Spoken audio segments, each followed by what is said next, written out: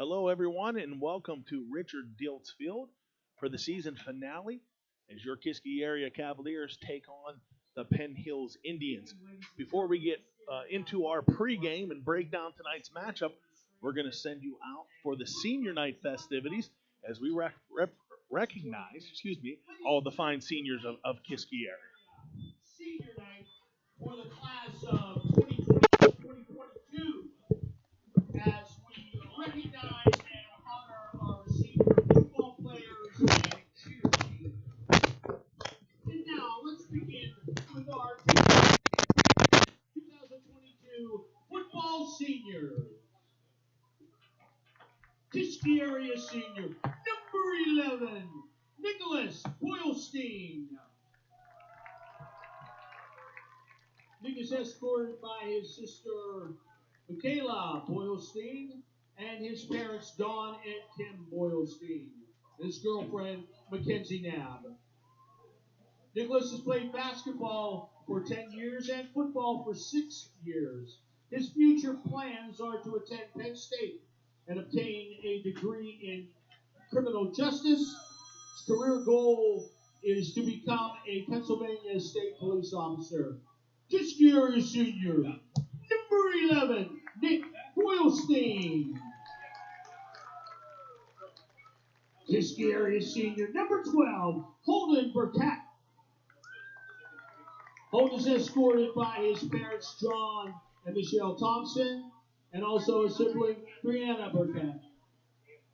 He's participated in football for 11 years. His future plans are to attend college upon graduation. Kiski area senior, number 12, Holden Burkett.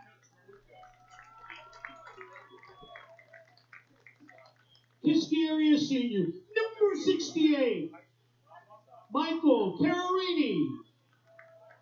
Michael is escorted by his parents, Lou and Beth Carorini, and Maya Carorini. He's played football for 4 years. Other activities include academic quiz team and chorus. Future plans are to attend college for civil engineering. Kiski area senior, number 68, Michael Carorini. Kiski area senior, number 20, Edward Coleman, with his mentor Brian Nicholas and his parents Ed and Megan Coleman. He's played football for 3 years, basketball for 2, and Kiski area track and soccer. Other activities, Key Club, National Honor Society, and track. Ed's future plans to attend college for engineering. Kiski area senior, number 20, Ed Coleman. Kiski area senior, number 72, Samuel Coleman. With his mentor, Uncle Jason Steiner, and his parents, Ron and Chris Coleman. He's participated in football for 3 years, and track for 4 years, and also soccer in Kiski area. Other activities include National Honor Society, Key Club, Academic Quiz Team, Track, Ski Club.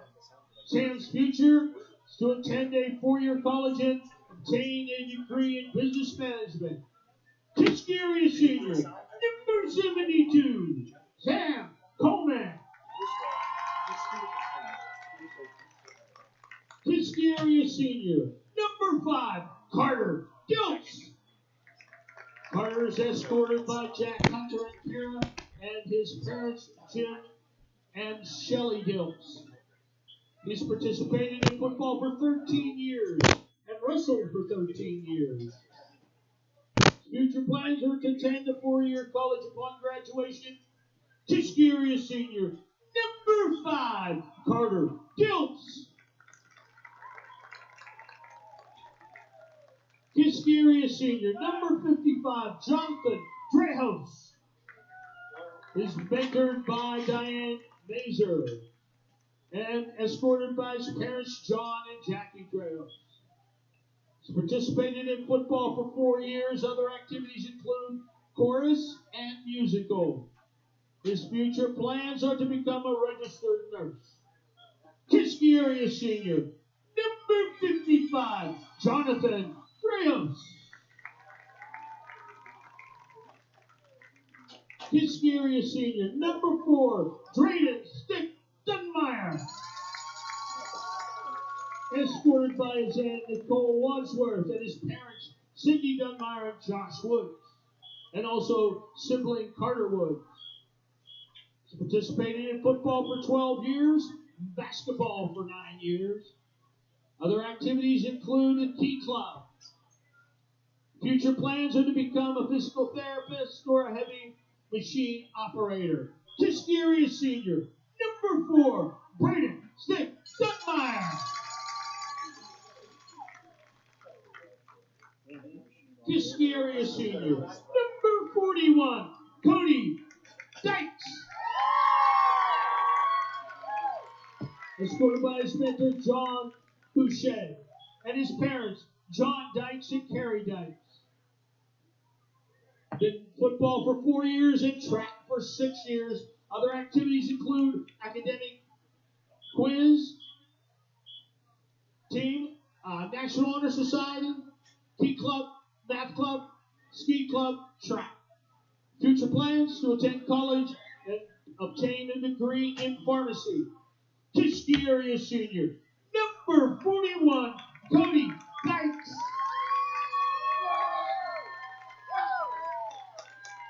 Kiski area senior, number 3, Calvin Heinley.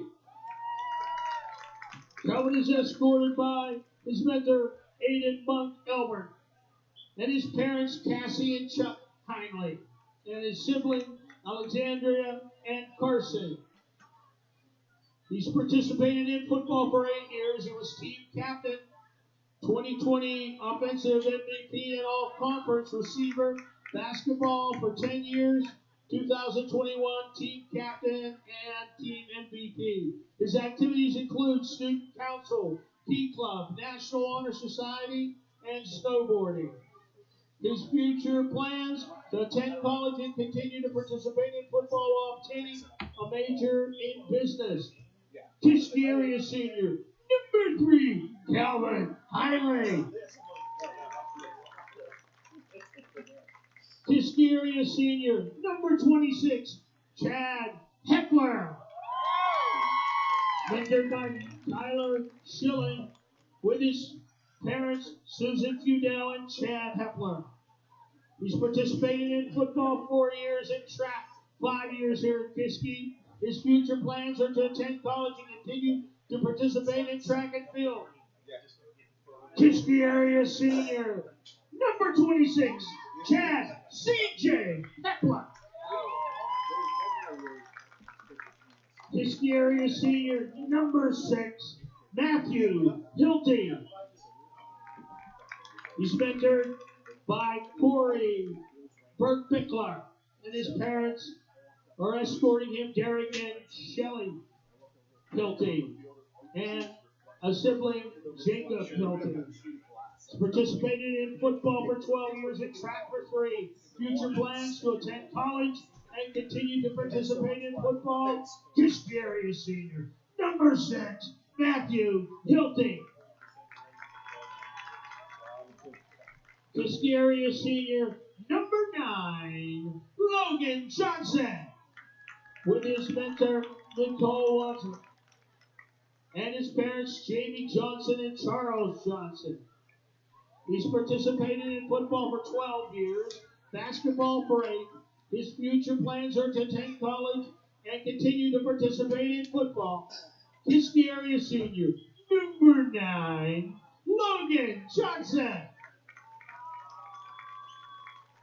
Kiski area senior, number 73, Brandon Lawhorn Moore.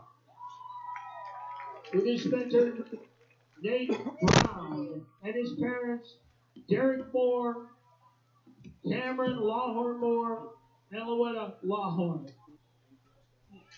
He's participated in football for 5 years.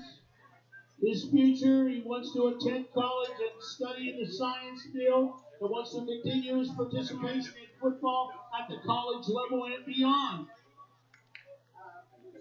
Kiski area senior, number 73, Brandon Lawhorn Moore.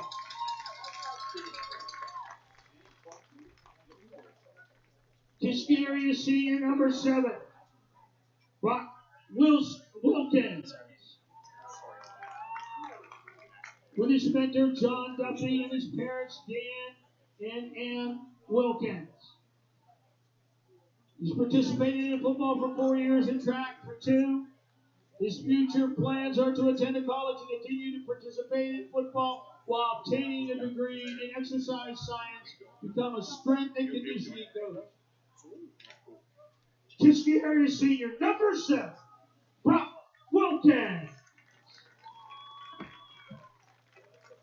Ladies and gentlemen, those are our varsity football seniors for the class of 2021-2022.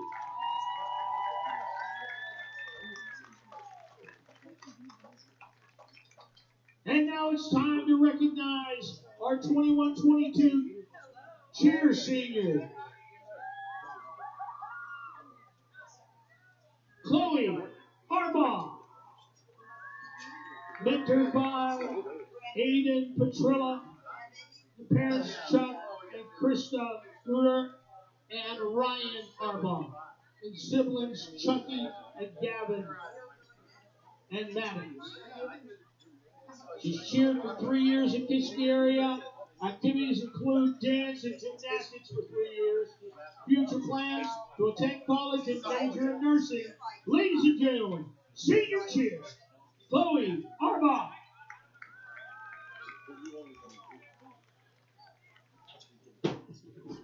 Natalie Bollinger, escorted by her parents Chad and Amy Bollinger.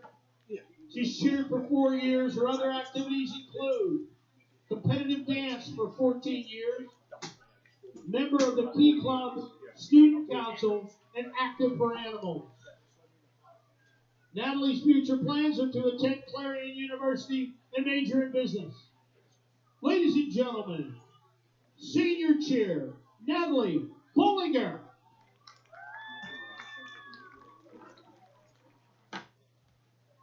Nyesha Chambers. Nyesha is mentored by Haley Hudson. Parents Ashley Touchstone. With her siblings Deandro, DeMonte, Desmond, and Ryan.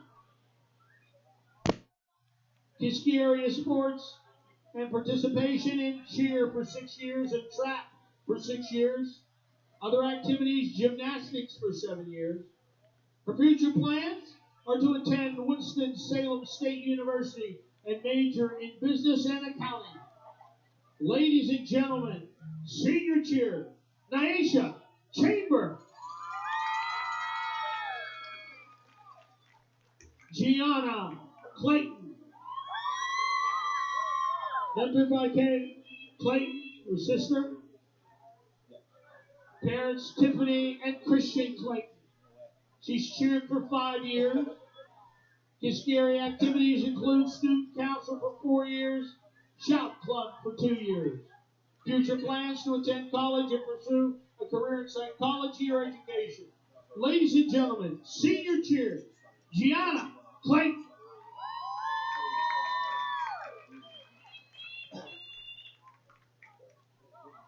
Faith Cook. Faith with mentor Brennan Moore and parents Kimberly Cook. Cheer for 5 years. Track here at Kiski area for 5 years. Other activities, Key Club, National Honor Society, Student Council, CLC, Environmental Club, Academic Quiz Team, and competitive cheer for 3 years. His future plans are to attend a 4-year university and major in biology and then pursue a degree in medicine. Ladies and gentlemen, senior cheer, Faith Cook.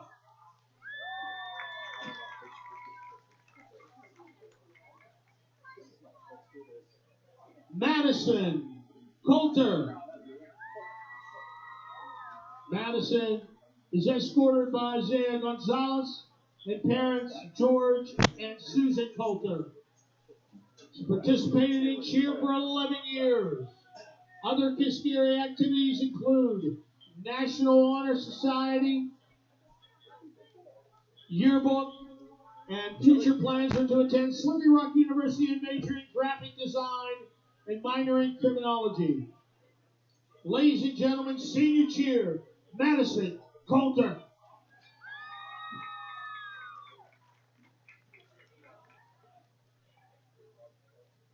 Olivia Croney,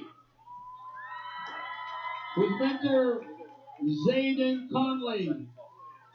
Parents Sherry Croney and Richard Cantalina. And the late Kevin Croney. Kiski area sports participated in cheer 6 years. 2021-22 varsity captain. Other activities, Shout Club, Key Club, National Honor Society, stage crew, volunteers for the Keith Croney Foundation. Future plans to attend Edinburgh University and major in liberal arts and minor in illustration. Ladies and gentlemen, senior cheer, Olivia Croney.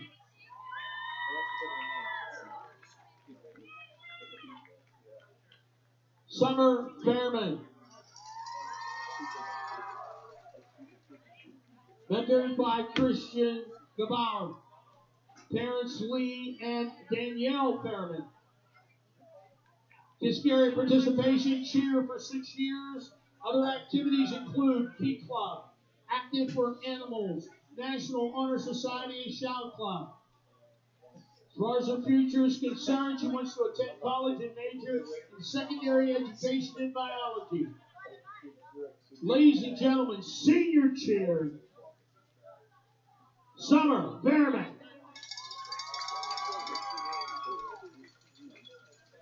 Abigail Mason. Escorted by Andrew Mason and parents Michael and Jennifer Mason. She's participated in cheer for 7 years, track and field for 2 years. Future plans are to attend Westmoreland Community College for an associate degree and plans to further her business and management education at the university. Ladies and gentlemen, senior cheer, Abigail Mason.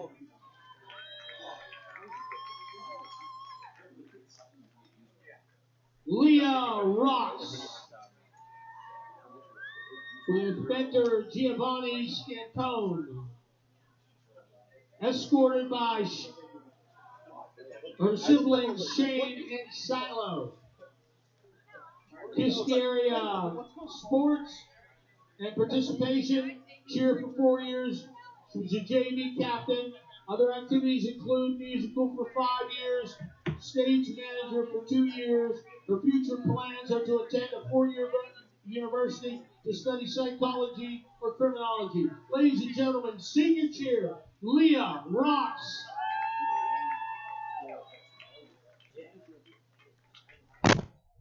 Jocelyn Spencer. Jocelyn is escorted by her parents, Michelle and Wilson Spencer. Participation in cheer 7 years, track for 2. Other activities, musical for 4 years at National Honor Society. Future plans are to attend Clarion University and major in physical therapy and minor in business. Ladies and gentlemen, senior cheer, Jocelyn Spencer.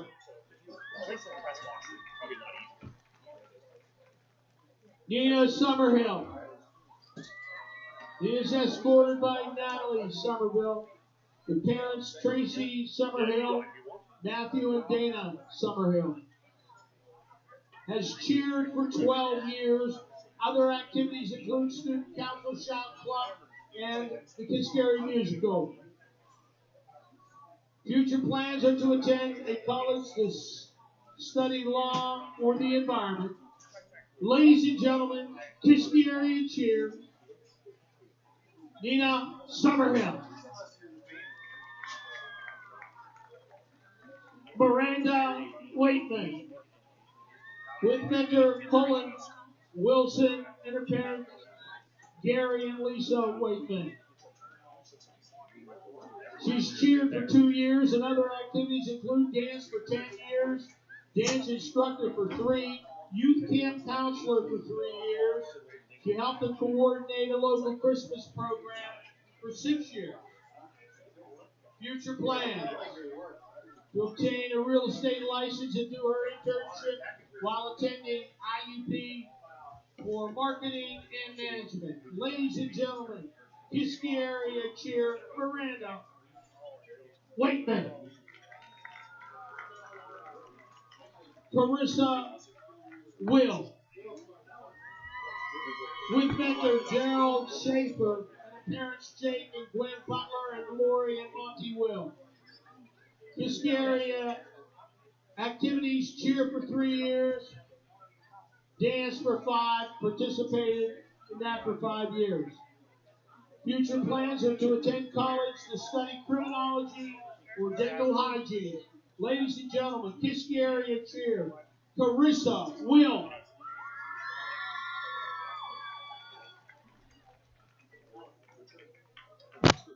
Ladies and gentlemen, our varsity senior cheerleaders from the class of 2021-2022. Let's have a round of applause for our Kiski area seniors, football players in cheer.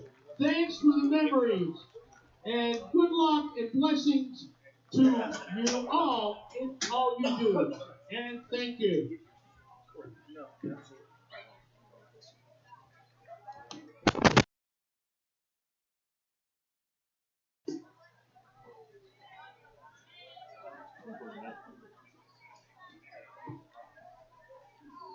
Tonight, we would like to honor our senior marching band members for the class of 2022. Over the last 4 years, the class of 22 has won 2 Penn championships, 2 Bands of America Class AA championships, and 3 Bands of America regional championships. These young people truly have chosen to take part of something extraordinary. Please join us as we individually recognize, congratulate, and thank our seniors and their parents for the years of dedication to the Kiski area marching band. Dylan Arner, escorted by Gwen Snyder and Emma Thompson. Dylan is involved in jazz band, stage crew, and the pit orchestra. Upon graduation, he plans to attend the Conservatory of Music at Baldwin Wallace University, then attend graduate school at the University of Michigan for tuba performance. Dylan Arner. Macy Auden, escorted by Thomas and Wendy Auden. Macy is involved in the National Honor Society, Winter Guard, and Key Club.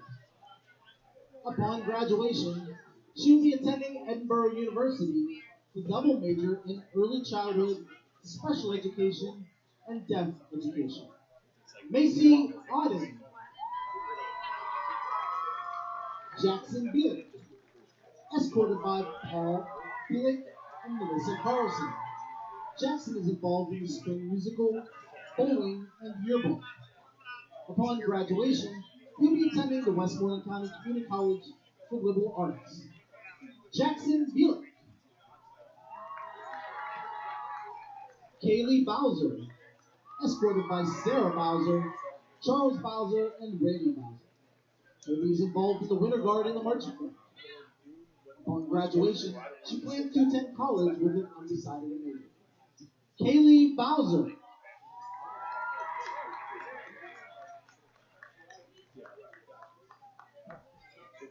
Brooklyn Castleberry, escorted by Stephen and Crystal Castleberry. Brooklyn is involved in the Kiski area musical as the stage manager. Upon graduation, she plans on attending college to major in computer science. Brooklyn Castleberry.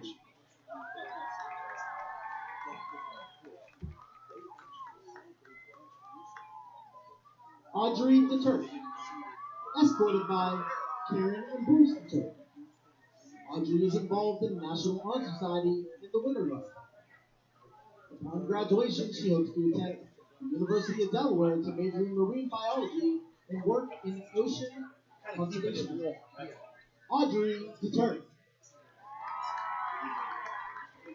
Sydney Debbie, escorted by Jen and Pete Debbie. Sydney is involved in the Winter Guard. Upon graduation, she plans to further her education at a four-year college with an undecided major. Sydney Debbie.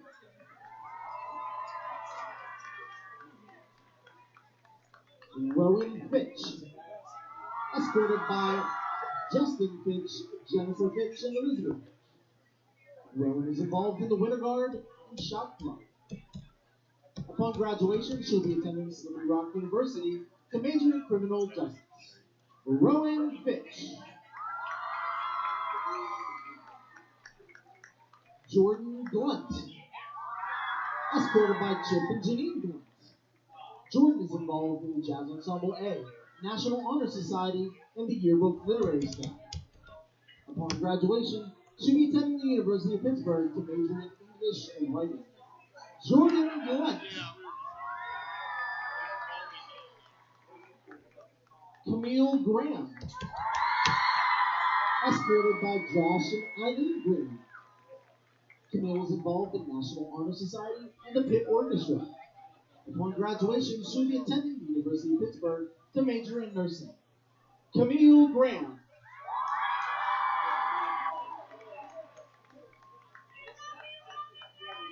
Emily Mortensen, escorted by Melissa Stewart, James Catmore, Abby Mortensen, and Josh Mortensen.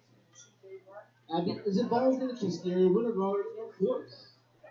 Upon graduation, she plans on working for a year and then plans to attend a trade school. Emily Mortensen.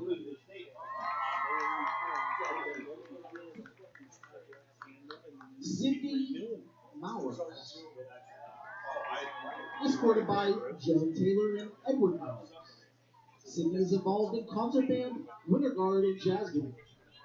Upon graduation, she plans on going into the art and animation field at an undecided college. Sydney Mowers. Katrina Orange, escorted by Lori and Steve Orange, and her brothers Colby and Logan, Braden, and Dalton Orange. Katrina is involved in the Key Club, National Honor Society, indoor and outdoor track and field. Upon graduation, she plans on majoring in biology to further pursue a medical career in pathology at an undecided college. Katrina Orange.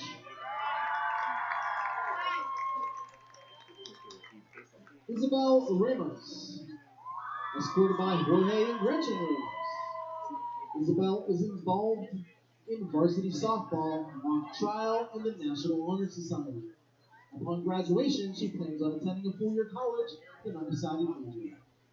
Isabel Ramos. Emily Roos, escorted by Deanne Rigacki and Walter Roos. Emily is involved in Cavaliers singers, musical, and wind ensemble. Upon graduation, she will be attending a college to major in biology with the goal of working in the medical field. Emily Roos. Ben Ruggles, escorted by Todd and Tracy Ruggles. Ben is involved in the National Honor Society, Bible Club, and Key Club. Upon graduation, he plans on seeking higher education at a four-year college to major in either international relations or architecture. Ben Ruggles. Jonathan Schaefer, escorted by Linda and Gerard Schaefer. Jonathan is involved in marching band, speech and debate club, and concert band. Upon graduation, he plans to attend a four-year college majoring in computer science. Jonathan Schaefer.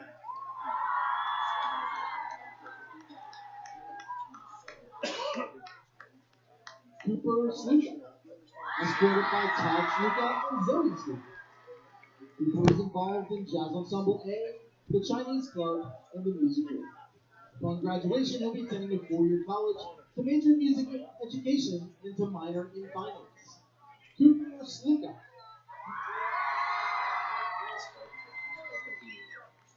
Bailey Vidal, escorted by Lynn Montgomery and Clyde. Bailey is involved in Trap Shooting League, Student Council, and the National Honor Society. Upon graduation, she plans on attending college with an honor major. Bailey Vidal.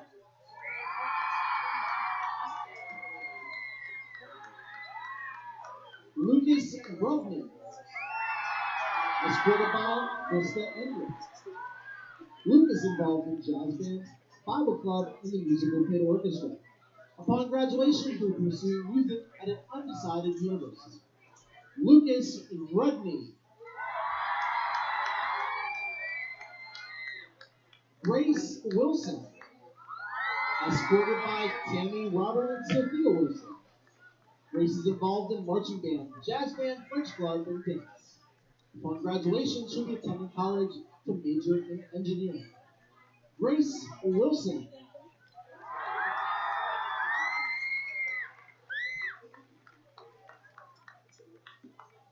Ladies and gentlemen, how about one more round of applause for the 2022 Kiski Area Marching Band.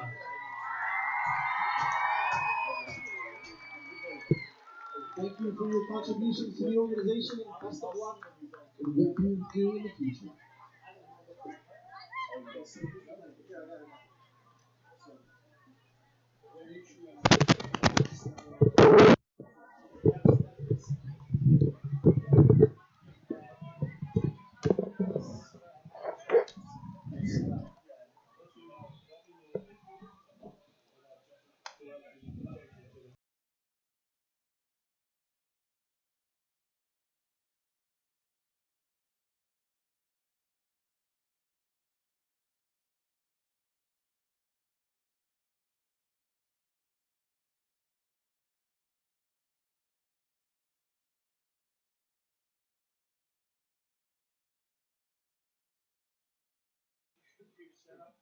We're back in the booth, if you will. Always enjoy seeing the seniors get recognized on senior night, and certainly brings a exciting atmosphere, extra excitement to the crowd tonight as we get set for a season finale, Kiski area versus Penn Hills. We're just over 10 minutes away from kickoff as you see the band getting ready to take the field, the award-winning Kiski area marching band, as we get set for the national anthem in our alma mater. From there, we'll take a quick break. We'll come back and we'll preview tonight's action. So thank you again for listening to the High Top Sports Network. Senior night, Kiski area versus Penn Hills. Protecting the things you love and how you do so is among the most important decisions you'll ever have to make. TGIF Solutions provide you with the peace of mind by supplying answers to all of your insurance needs, whether it be home, auto, business, life, or farm coverage. Contact the team at the Shellhammer Atwood Agency today in West Katanning to be sure that you, your loved ones, and the things that matter most stay safe when it matters the most. TGIF Solutions, insurance for what matters.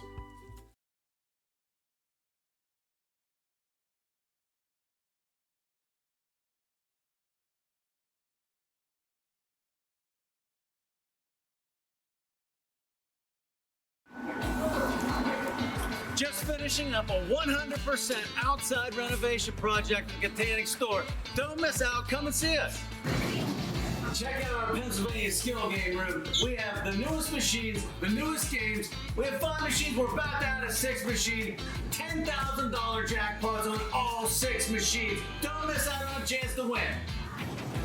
We have the lowest possible prices and the best quality of anybody in the area. We'll take it up against anybody in the area. We put our stamp of approval, hashtag Sable Meat, on every single package, and we're here to serve you every single day.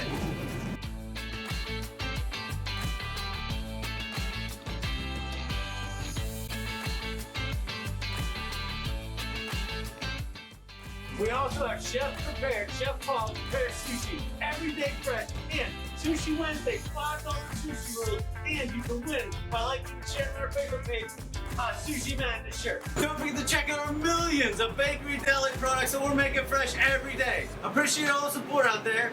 We can't do what we do without you. Come and see us.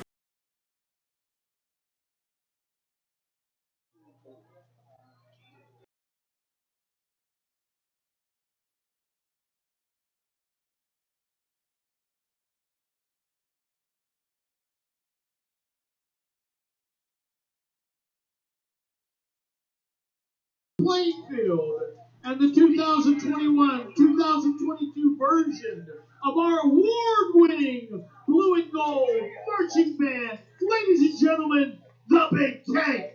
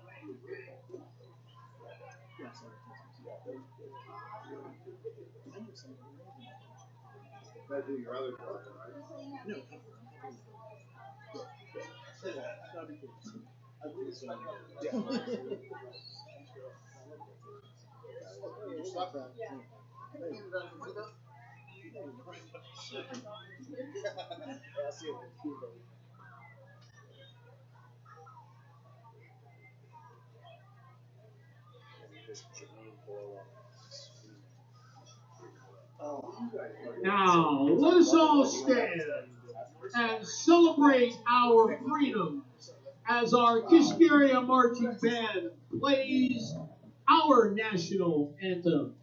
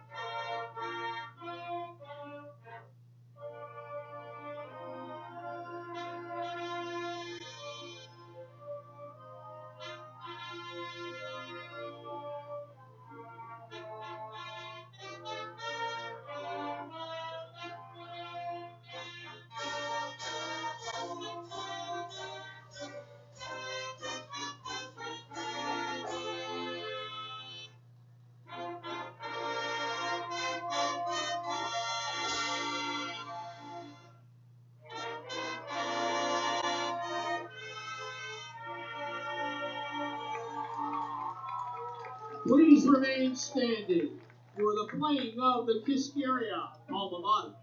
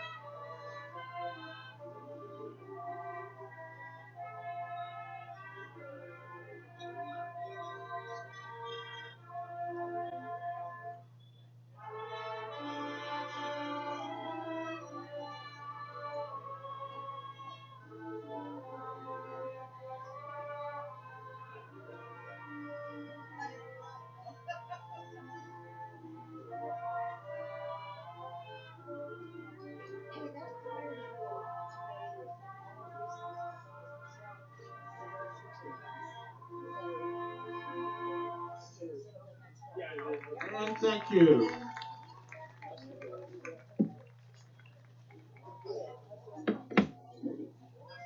Yeah, I was. I didn't know what they did.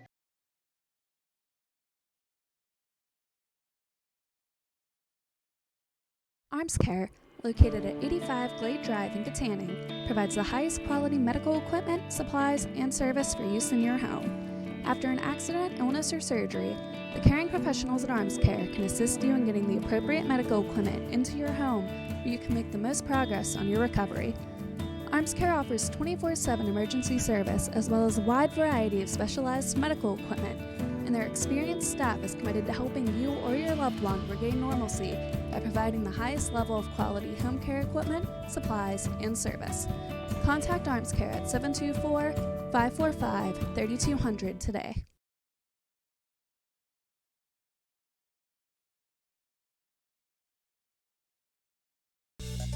Gross Embroidery and Sign Shop is the official clother of High Top Sports Network and is a family-owned company that can handle all your custom embroidery, custom sign, and laser engraving needs. Located at 409 4th Street in downtown Fort City, Gross Embroidery and Sign Shop can create sports and career apparel to the exact specifications of your organization. Their laser engraving department can put your logo or design on glasses, tumblers, insulated cups, signs, coffee cups, and more. Call Gross Embroidery and Sign Shop at 724-763-2461 today.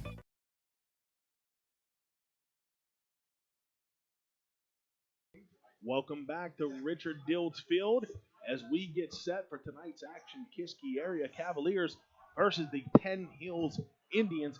We are less than 3 minutes away from the opening kickoff of the season finale in what should be an exciting contest. Kiski area comes into the contest 6-3 overall, but unfortunately 1-3 in conference action. Kiski area is coming off a loss to Pine Richland last week, which unfortunately knocked the Cavaliers out of playoff contention. On the other side, Penn Hills comes into the game 5-3 overall, 3-1 in conference action, and looking for the win to take the top spot in the conference. Tonight's game should be very exciting as these two teams certainly have a history against each other dating back to last year as the Indians were able to capture a 31-13 victory. Heading out onto the field in a few seconds will be your Cavaliers. And exciting atmosphere here tonight, Josh. Yeah, great to be back here. It's been a while since I had a chance to do a game with you, Mark. And you mentioned a moment ago, I was here for a lot of those successful games, that nice start to the season, and then the conference schedule came up, and Cavaliers kind of stumbled there. But no better place to be here in the final week of the season. I'm glad to be here with you, Mark. Yeah, I said Josh, and I meant Joe. Sorry, I apologize. Listen, everybody, as soon as we meet somebody new, they're always like, can you guys go by your middle names? So we might actually have to start doing that. So with me is Joe Rhodes. Josh is off on another assignment tonight, I would assume. Yeah, he's in Indiana versus Armstrong. Okay. And so Joe and I, you get the A-plus crew tonight. Absolutely.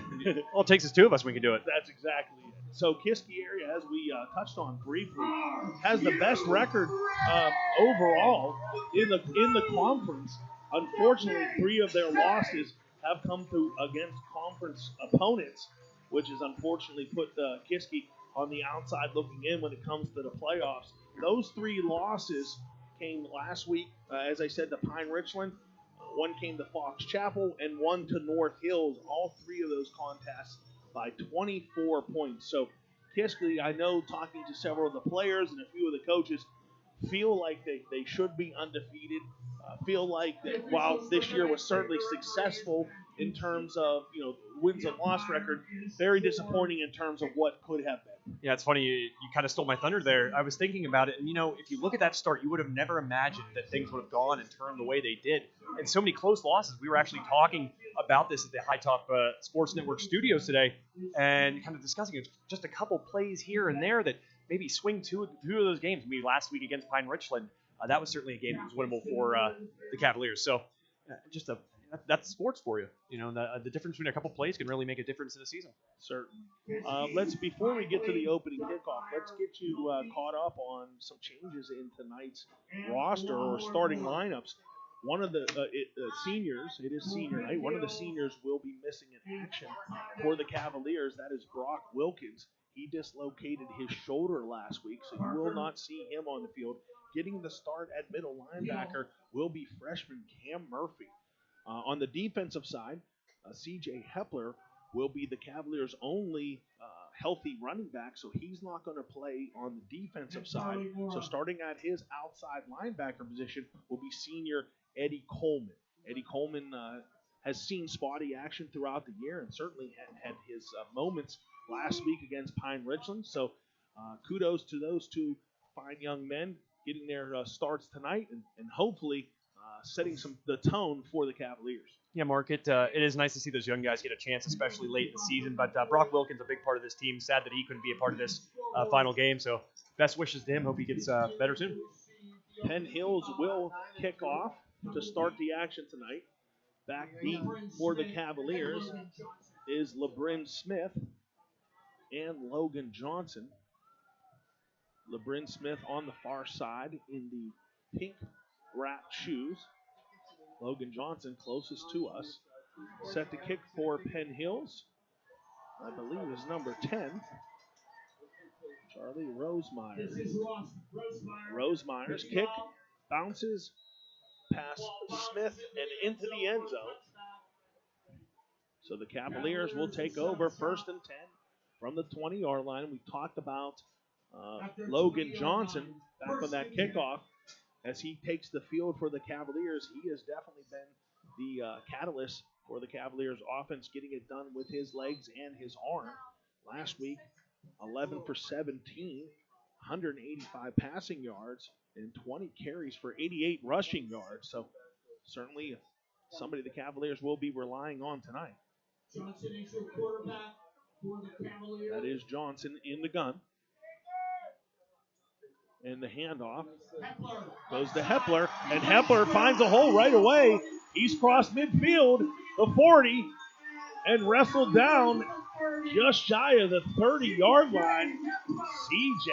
Hepler with a 50-yard run to open this contest. Yeah, it's nice to see that right off the jump, get that momentum maybe early. And it's funny, you were talking about that run early in the season. It seemed like so many different players were featured in that. Hepler had a really nice game, kind of stepping up with injuries behind him. So, that was the thing that was different. Great to see that young man. His name was on my mind. There he was doing his thing. 1st and 10 for the Cavaliers from the 31-yard line. So make it 49 yards for C.J. Hepler. Johnson's going to fake the handoff to C.J., keep it himself. Finds some room off the left. He's still on his feet. Still going, pushing the pile inside the 10-yard line and down at the 9. Two huge runs to start this contest for the Kiski area. It's their bread and butter. They love to run the football, and right there, 2 big plays right off the jump. They are clearly in Penn Hills territory now, just 19 yards out. That is certainly their bread and butter, as you said. Last week, Chad Hepler led the rushing attack for the Cavaliers with 91 yards. As I said, Logan Johnson added another 80-plus, and both of those players getting it going for the Cavaliers early on. 1st and goal from the 9. Here's Johnson, straight up the middle. We'll pick up a few. Down to around the 6-yard line. Down to about the 6-yard line. Bring up the 2nd and goal. Tackled by several white jerseys on the play. Bring up a 2nd and goal just outside the 6-yard line. This is the opening drive. We're only 3 plays in, and the Cavaliers are already knocking on a door. I haven't had to change the downs rate until that last carry, Mark. 2 runs, 2 first downs. 2nd down now. Here's Logan Johnson again, and he's looked like he got brought down in the backfield. Was able to sneak past the first tackler and maybe get back to the line of scrimmage. No, let's call it a loss of a few. Brings up 3rd and goal. 3rd down and goal. Logan Johnson looked like he was going to get brought down immediately. Somehow he was able to elude that first tackler. But again, several white jerseys. Brings up 3rd and goal from the 7. 1 wide receiver for Johnson. That's Calvin Hindley. Dumps it off. That is Carter Diltz. And Diltz gets down to maybe the 2. On the reception. Ducks inside down to around the 3-yard line. Not a good spot for the Cavaliers, as it looked like Diltz was a little closer. Maybe he slid his way when I got my look, but that ball was sparted a little over 3 yards away, and the Cavaliers will keep the offense out on the field for 4th down. Yeah, Mark, I'm going to agree with you. Penn Hills with a very generous spot there, maybe at least 1.5 yards from where I thought he went down. Here's Logan Johnson again with one wide receiver to the right. Johnson's going to keep it. Tries the right side, lowers his shoulder, and he's in. 8:35 in the opening quarter, and the Cavaliers strike first. Logan Johnson with a 3-yard touchdown run. Certainly, it's what you want to see from Kiski area. Last game of the season, kind of let it all out there, leave it on the line, and there's few things I feel like with this team that's more identifiable than running the football. And right there, great job of doing that in the opening drive. Cody Dykes set for the point after. The High Top Sports Player of the Week last week. The kick is up. And no surprise, it's through. And as I said, 8:35 remaining in the first quarter. The Cavaliers lead 7-0.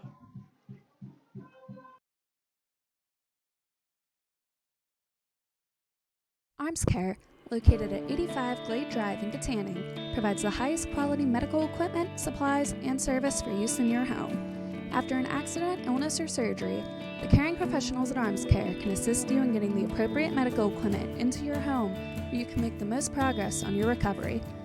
Arms Care offers 24/7 emergency service as well as a wide variety of specialized medical equipment, and their experienced staff is committed to helping you or your loved one regain normalcy by providing the highest level of quality home care equipment, supplies, and service. Contact Arms Care at 724-545-3200 today.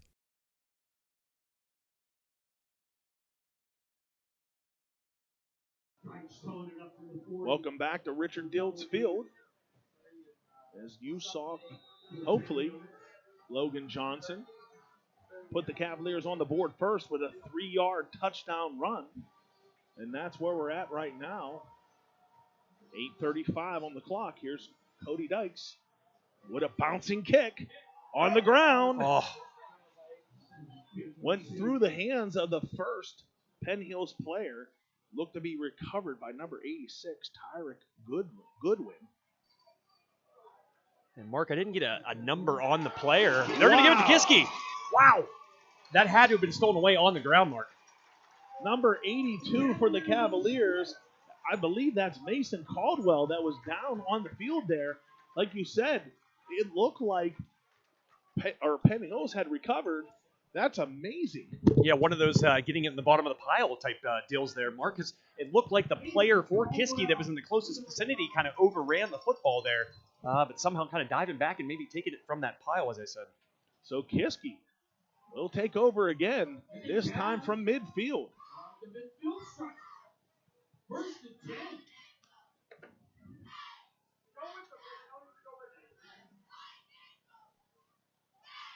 Here's a handoff to Hepler. Hepler is hit hard as he hits the line of scrimmage. Big tackle by number 8, Akai Parker. Talk about meeting a man there. Parker just kind of sprinting in there, meeting right at the line of scrimmage, so no gain. Second time Hepler's kind of been hit the line of scrimmage here so far, kind of hard. So they're around the 20-yard line that last drive, Mark. 2nd and 10 from midfield. 4 wide receivers for Johnson, 2 on each side. Hepler behind him. And it's a fake to Hepler. Johnson's going to keep it. Tries to stiff arm. And is tackled again by Parker. Johnson going to pick up about 4 on that run. Should bring up 3rd and 6.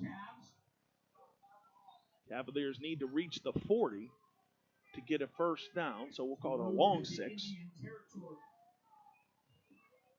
Just over 7 minutes remaining in the opening quarter. Cavaliers leading by a touchdown. 4 wide again for the Cavaliers, this time 3 to the left. That's where Johnson's looking. Avoids a tackler.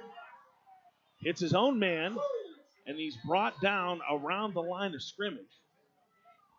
Logan Johnson doing a good job to avoid the sack, but then ran into one of his own players and was brought down by Penn Hill's defender, and that'll bring Cody Dykes out to punt for the Cavs. Yeah, Mark, you never want to say a 1 yard loss is impressive, but that was one of the more impressive 1 yard losses I've seen all season so far.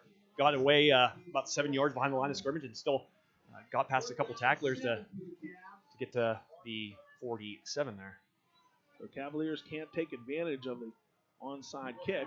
A great punt by Cody Dykes. That unfortunately lands in the end zone. Dykes with a beautiful spiraling punt that landed about 2 yards into the end zone. So Penn Hills will take over for the first time tonight at their 20-yard line. Yeah, if you're Penn Hills, you got to be happy with that. The way that Kiski marched down the field in that first possession and able to kind of stop them there, kind of a welcome sign, I'm sure, for the Indians fans. We talked about a dual-threat quarterback for the Cavaliers. Penn Hills has one as well. Julian Duggar passed for 103 yards and 2 touchdowns last week in their victory over Shaler. He also rushed for 53 yards. Here's a handoff. And Key, I believe that's Amir Key, who gets up near the 25-yard line. Rain's starting to come down now. We talked about this off air in the pregame, that 50% chance of rain in the air, but the radar looked a little spotty. Unfortunately for the fans here, you can see like little ants scurrying to find shelter. The umbrellas are popping up and the raincoats are coming out.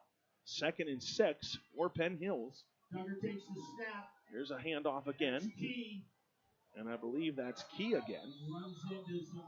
I was going to say, Mark, it wouldn't be the final season of the final game of the season if it wasn't like these kind of conditions. We were here the first week. It was 90 degrees here.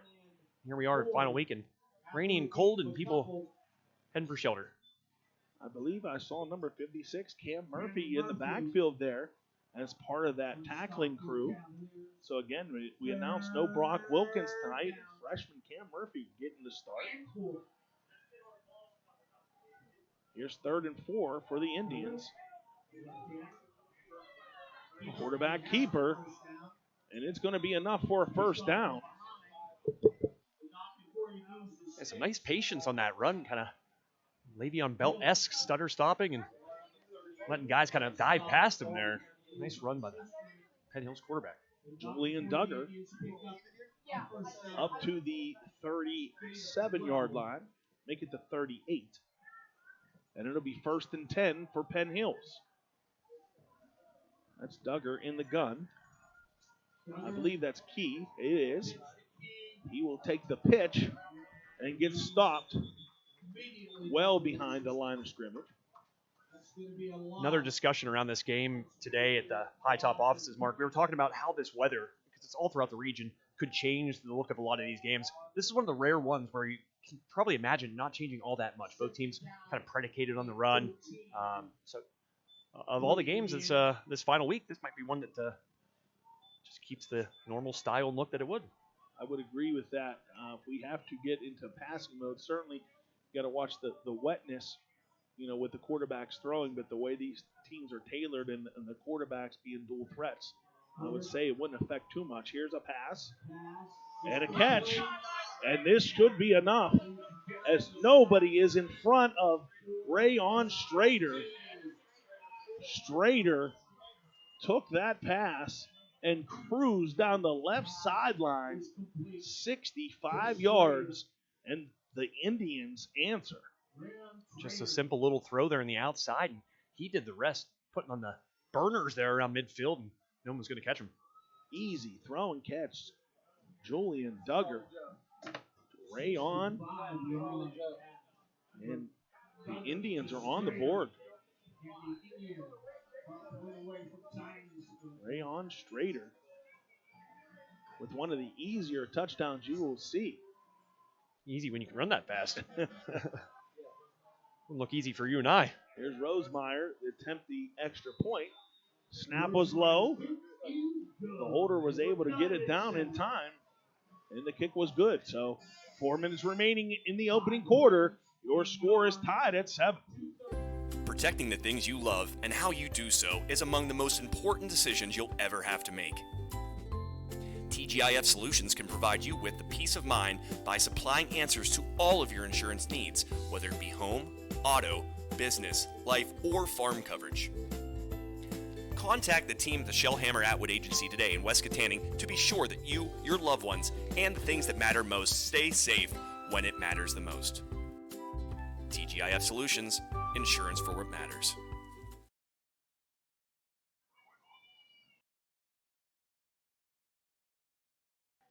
Welcome back to Richard Diltz Field as we have a tie ball game early here in the first quarter. Kiski area came out on the opening drive and put up 7, and Penn Hills has responded. Here's the kickoff. Caught by LeBrin Smith around the 8. Looking for some room to run at the 30. Still on his feet and brought down around the 34-yard line. LeBrin Smith with a 28-yard pickup, or 28-yard return, I should say. And the Cavaliers will take over with 3:50 on the opening quarter clock. A nice response from Penn Hills there after the big first drive by Kiski area, as we mentioned there. Just one big play making the difference there for the Indians. First and 10 for Kiski area. That's Johnson, and he'll keep it. Off the left side, across the 40. Pickup of 6 on that carry. Few personnel changes for the Cavaliers. 3 off, 3 on. 2nd and 4. Rain coming down pretty steady right now. Didn't see any effects on that reception, touchdown reception by Penn Hills. Here's Hepler, and he has nowhere to go. He's brought down again by Key Parker. That's Parker's 3rd tackle here in the early going. And it's going to be a loss of 2 or 3 on the play.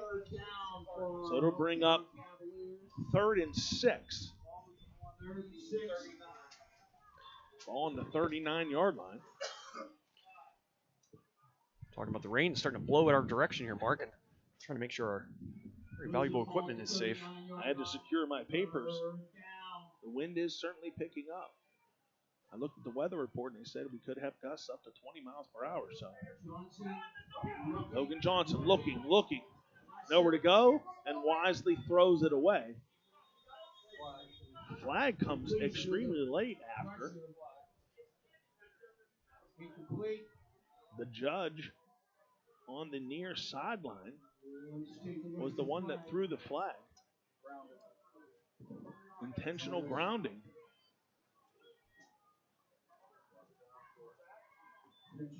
That'll go against the Cavaliers, and it'll force just a 4th and a little bit longer.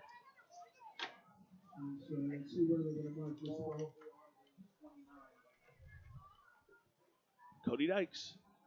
I was going to say there, Mark, that did come in quite late, and usually when that's the case, it is a grounding call there. I think Kiski was hoping to get bailed out maybe by a defensive holding, but not the case.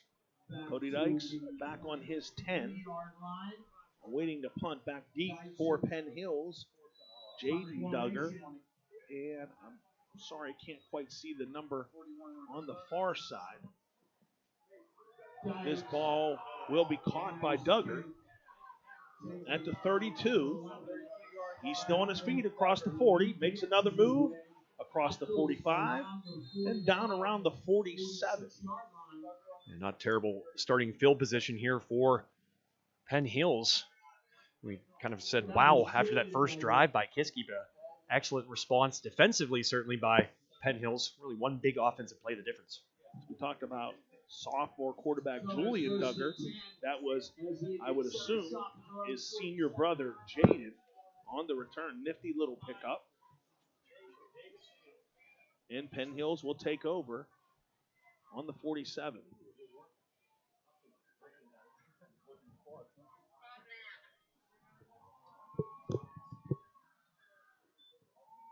Here's a little throw by Duggar over the head of the intended receiver, Santana Levy.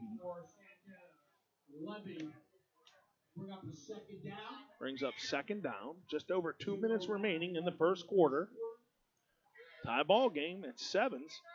As I mentioned in the pregame, Kiski area, unfortunately, will not be able to qualify for the postseason. Penn Hills, with a win, will claim the top spot in the conference. So a lot riding on this game for the Indians. Here's a handoff to Key, and Key finds a crease off the right side and skirts his way up into Kiski area territory across the 40 and good enough for a Penn Hills first down. Another nice move for Penn Hills in open space. You saw that young man take the ball back. Number 8, that was, of course, Akai Parker, just kind of using that open field to make some move and make some guys miss, and you saw that there on that play as well. Duggar in the gun with 2 backs, one beside and one behind. That handoff is going to go to number 12, Jameer Brown. That's his first carry of the night. Brown find a little room off the right side and was able to get up to about the 39-yard line. So pickup of 6 yards.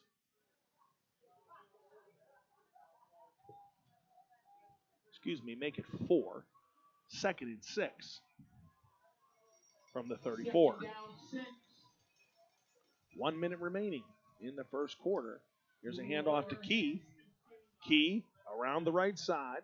Flag comes in from the referee on the far side, right on the play. My guess is it's going to be holding as Key was still running when that ball was thrown. So I don't believe there's any face mask in there. And indeed, it is against the Indians. So that run by Key will get negated. And Penn Hills will be pushed back to the 44. I was going to say, Mark, every time I'm here with you or on the road covering Kiski area, it seems like their matchup is always against a team that runs the ball well. And here it is again.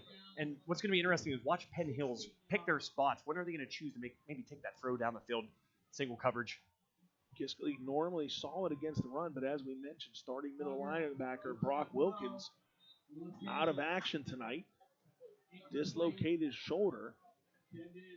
So he has a replacement in there, freshman Cam Murphy. Murphy been doing well so far tonight. As that pass by Penn Hills sells incomplete, brings up a 3rd and 16. Murphy getting his first start of his young career. Certainly going to trial by fire here. As you said, against a tough running team and a very athletic quarterback. Here's Duggar looking to the right. The ball is caught. Pushed out of bounds near the first down marker. Referee right on the play. We'll see where the spot is, but it's going to be very close. Yeah, nice throw kind of towards that sideline, and an even better job by the receiver to sort of adjust and get his hand there towards the sideline. The marker is between the 31 and the 32. The ball is just touching the 31, so we'll call it a 4th and about a half of a yard. Here's Duggar. And it looked like the Cavaliers may have jumped. Duggar started in the gun, quickly sprinted up under center. And one of the Cavaliers did indeed move. So an easy 4th down pickup for the Indians. Give credit to Penn Hills there. I'm sure they told the quarterback to kind of have that hard count with that short of yardage and don't have to pick it up when you can get the defense to help you out. 1st and 10 from the 24. 51 seconds in the opening quarter. Here's a handoff to Key. Key Off the right side. Brought down by a few blue jerseys. Hard to make out who that is on the far side. It's about as far away from us here in the booth as you could possibly be. I want to say that was Carter Diltz on the tackle.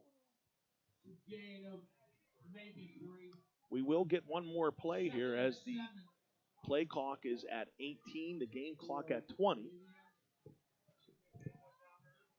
Here's Duggar in the gun.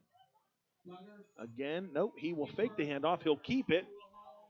Finds a hole on the left side and works his way down to about the 9-yard line.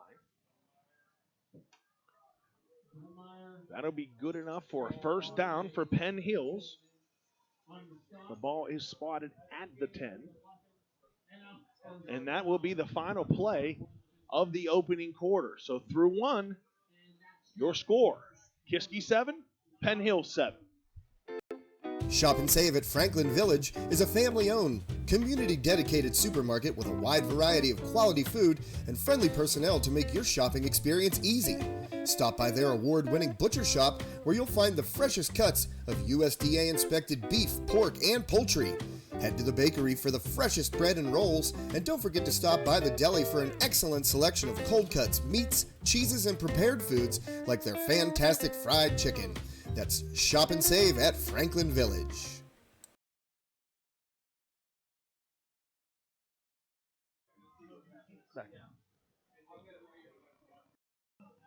Welcome back to Richard Diltz Field as we get set for the start of the second quarter. Penn Hills gave up the opening touchdown to the Cavaliers fairly easy, but have since struck back with a touchdown of their own, and they are knocking on the door yet again as they will have first and goal from the 10-yard line.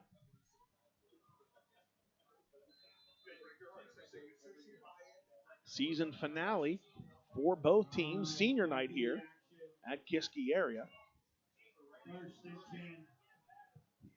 Despite the rain, still got a sizable crowd here at Diltz Field.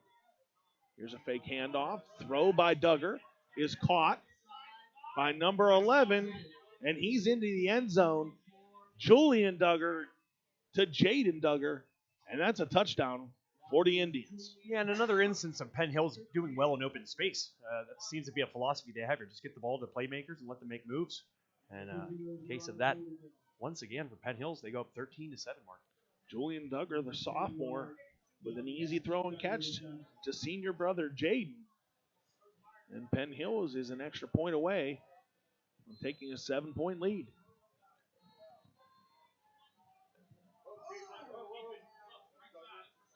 Penn Hills would have, I don't know if it was a botched snap or just a fake in general, but a very, very weird play. I apologize for the silence, but Jaden Duggar looked like he was set to set the ball down for the kicker to attempt, and there was a pause. Almost everybody froze, and Duggar was able to find some room off the right side and weave his way in the end zone. So scratch the 7-point lead. Penn Hills adds 2 and leads 15-7. When a play like that happens, you have to admit everything going Penn Hills' way now. You said it a moment ago, Kiski coming out strong there with that first drive, but it's been all Penn Hills since. This is going to be a big possession for the Cavaliers. Not so much to put points on the board, but with not much to play for in terms of, your postseason hopes are gone. It's going to be interesting to see, can the Cavaliers stay interested? Can they stay in the ball game? We mentioned a few new players getting starts tonight. Not sure if any other players are out of position and or getting in some work that normally wouldn't get work. But you come out strong with a quick opening score. Penn Hills immediately answers with 2 of their own. So going to be a big possession here for the Cavaliers. Here's the kick. Hauled in. No. Botched by C.J. Hepler at the 5-yard line. And that's right where the Cavaliers will take over. And that's about as bad of a result you could have on that particular play. I think if he lets that go, it's going to be darn near close to the pylon. I think it's going to go out of bounds here. And it's a pretty big difference of yardage there, Mark. Yeah, and we talked about this being a important possession. Certainly not a good start. Backed up inside your own 5. Cavaliers will take over. Here's Logan Johnson in the gun. He'll hand off to Hepler. Hepler trying to find some room off that left side. Penn Hills has the ball. One of the defenders came up with it into the end zone, but I believe progress was stopped as the official is standing on the 7-yard line. Yeah, and that defensive front of Penn Hill's getting some good penetration here now, Mark. A couple times you've seen Hepler get popped pretty hard. Another instance of it right there. So fortunately for Hepler, when the ball came loose, his progress was stopped. We'll call it a gain of 1. 2nd and 9 from the 6. Here's a little trickery. Reverse. LeBrin Smith's going to throw way up in the air. And no chance for the Kiski area receiver on the far side. Takes some effort to throw it that high and that far. LeBrin Smith with about a 30-yard throw in terms of length and probably another 30 in height. You've golfed with me. It looks like my drives. Straight up. They're fun to watch, but they don't go very far. So Kiski area with little trickeration, but comes up empty. 3rd and 9 from the 6. It's a good spot for it there too, Mark, I think. Yes, if it would have worked, it would have been spectacular, but unfortunately, the pass had just as much height as length, and the receiver wasn't able to come out down with it. Logan Johnson pressured. Looked like they were setting up a possible screen there, or Johnson was just smart enough to dump it at the feet of Dom Danino. Either way, the Cavaliers will have to punt, as Cody Dykes will be back deep in his own end zone. And these are those instances where having a good punter at the high school level is so important, Mark. And Cody Dykes, one of the best in the WPIAL. So the important possession that we talked about comes up empty, and Penn Hills, something crazy here, will get tremendous field position. Dykes with a high spiraling punt. Caught at the 46. Ball's on the ground. It is. Looks like you got it back. Recovered. That was number 3, Chase Barney.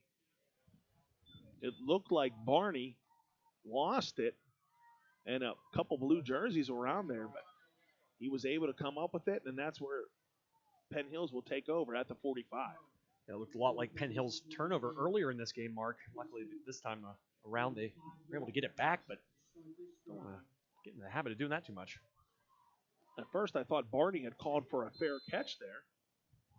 He took off, and immediately the ball slipped out. And as I said, fortunately for the Indians, he was able to come up with it fairly quick with a couple blue jerseys surrounding him. So 1st and 10 for Penn Hills, 10:37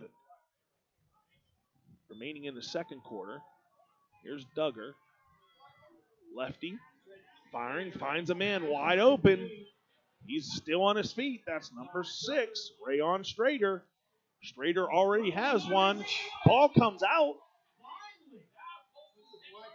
A flag thrown around where he was tackled. I have a hard time guessing what that might be. I mean, I said the ball came out. That was actually Strader that came out of the tackle. And then a flag came out. So only 2 really players in that vicinity, though. Interesting to see what the call's going to be here. It looked like Strader was being brought down. And I thought the ball had went to another player, but that was actually Strader that came out of the pile with it. So he had broke a few tackles in there somehow.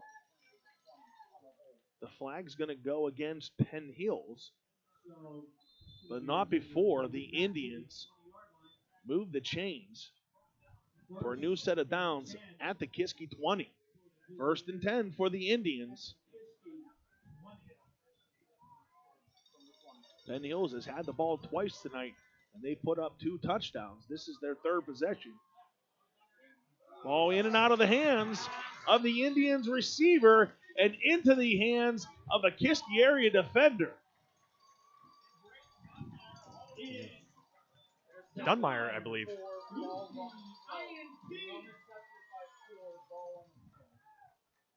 I was looking for a number 4. Very hard to make out the numbers on the Kiski area jerseys, and indeed, that was Braden Dunbar on the interception. So great bounce for the Cavaliers as it looked as if Penn Hills was going to take a commanding lead.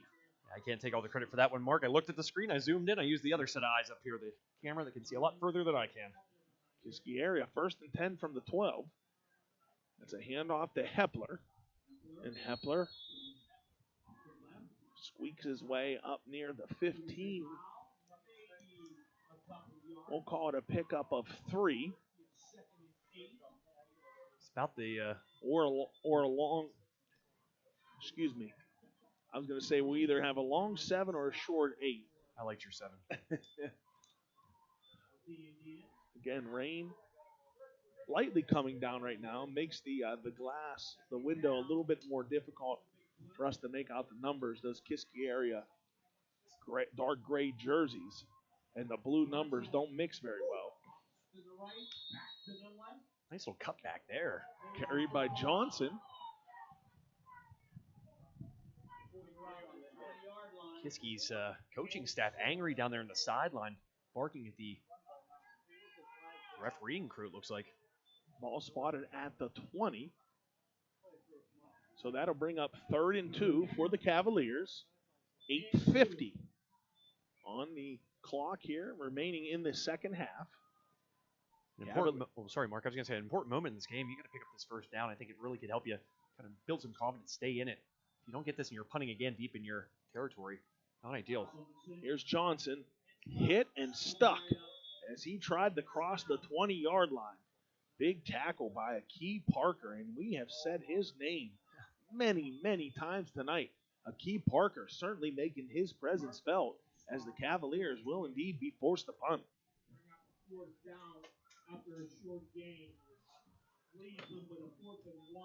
Yeah, you mentioned Parker doing it on both sides of the ball. Certainly an impressive young man. Used the burners there to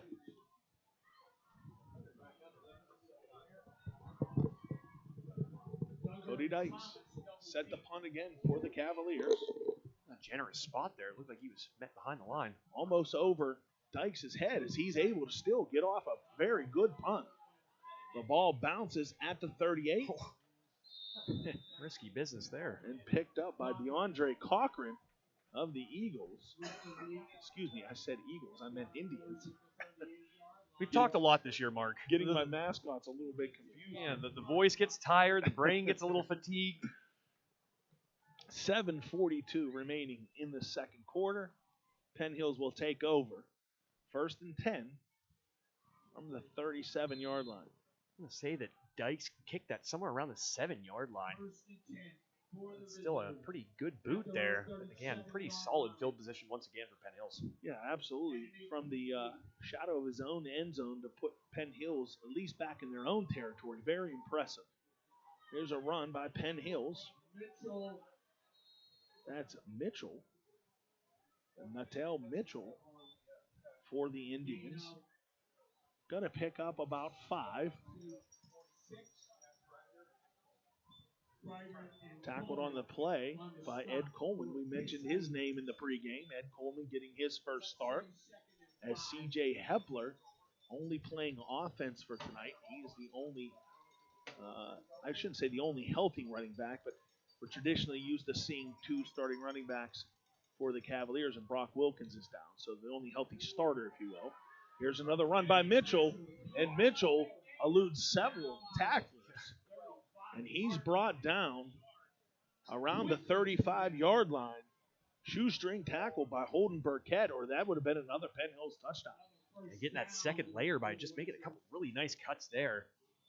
Really big plays right now for Penn Hills.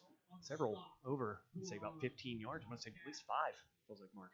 Natel Mitchell getting it done for the Indians now after Amir Key was doing the damage early on. Not to mention, Penn Hills racking up the first downs here, Mark. 1st and 10 from the 36. 4 wide receivers for the Indians. 1 in motion, that is Mitchell. And Mitchell was looking to receive that pass. but it was batted down by Braden Dunbar.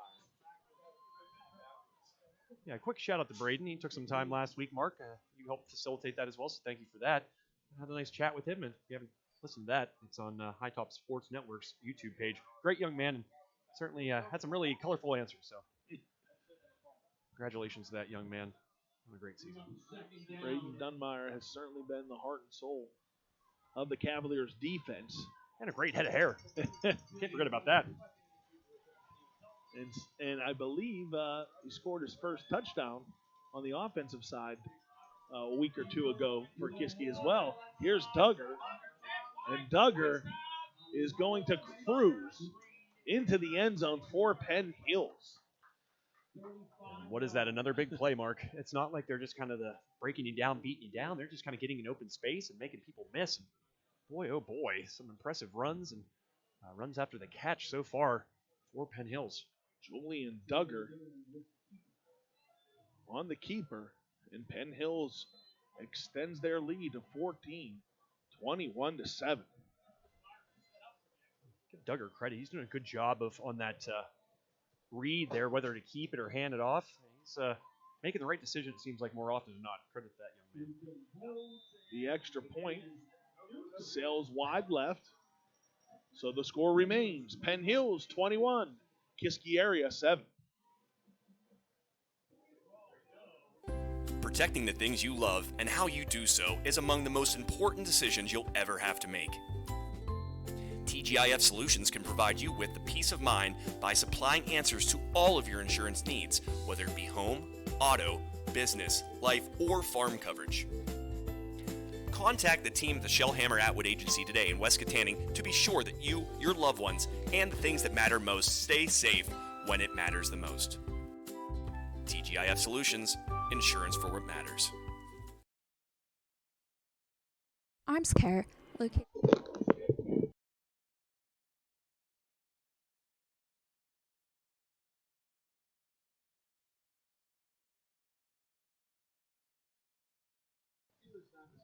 Welcome back to Kiski Area High School, where the Cavaliers trail 21-7 with just over 6 minutes remaining in the second quarter.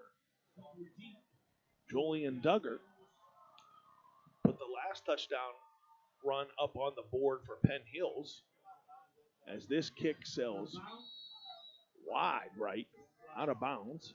We've seen that's the second time now. Last time that was in that vicinity, the return man botched it and went out of bounds at the, what did we say? That was about the 6, maybe a 5-yard line there, but a big break for Kiski area. Kiski area, after scoring on their opening drive, has allowed 3 straight Penn Hills touchdowns, and they trail by 14. 6 minutes to go. We'll see what the offense can do. Certainly in the opening drive, had a lot of energy, a lot of athleticism on their runs. I mean, they a lot of explosiveness, a lot of energy, and just since then it has been zapped. Really, the only thing that's gone their way since was that kick out of bounds you saw there, Mark. A botched snap on an extra point, and somehow Penn Hill's able to run that in. It's plays like that can really kind of break your back a little bit. See what kind of response Kiski area has. Here's 6:12 left here in the first half already. And it's another interesting thing, Mark. We talk about it. A lot of times your games are done before all ours. If I'm in Armstrong or wherever I might be, and that's really a byproduct of Kiski area. And again, another team with a very similar identity. Very efficient here at Kiski area. Can really make the clock go fast. Here's Logan Johnson in the gun with Braden Dunbar behind him.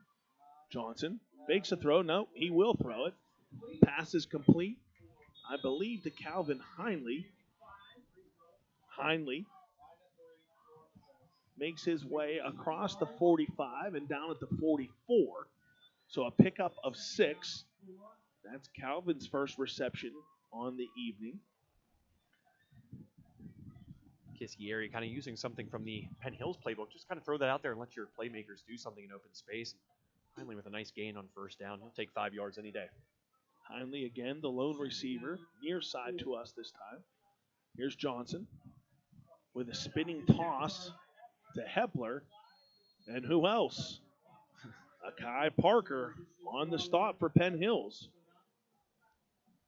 We saw him turn on those afterburners there and get down the sideline for that first Penn Hills touchdown. I'm thinking to myself that there's no way he could be as strong on defense, but I'll tell you what, to make the case he could be a better defensive player, able to kind of get sideline to sideline, one of those really speedy kind of middle linebackers.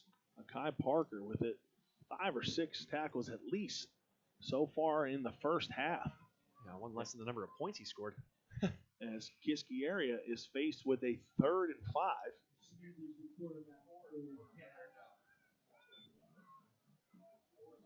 Here's Johnson. No, excuse me. That's a direct snap to Dunmire. And Dunmire rumbles his way up near the 42. Going to be short of that first down marker. Just a matter of how short. Interesting call on 3rd and 5 there, Mark. Putting the ball in the hands of your running back.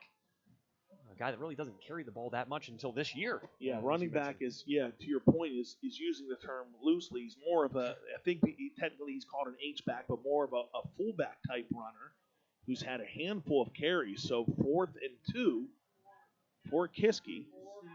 And again, this is Dunmire.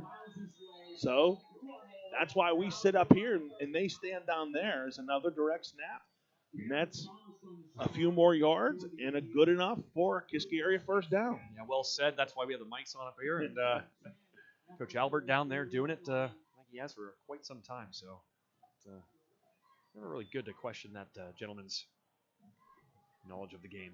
Braden Dunmire picks up about 4 on that carry.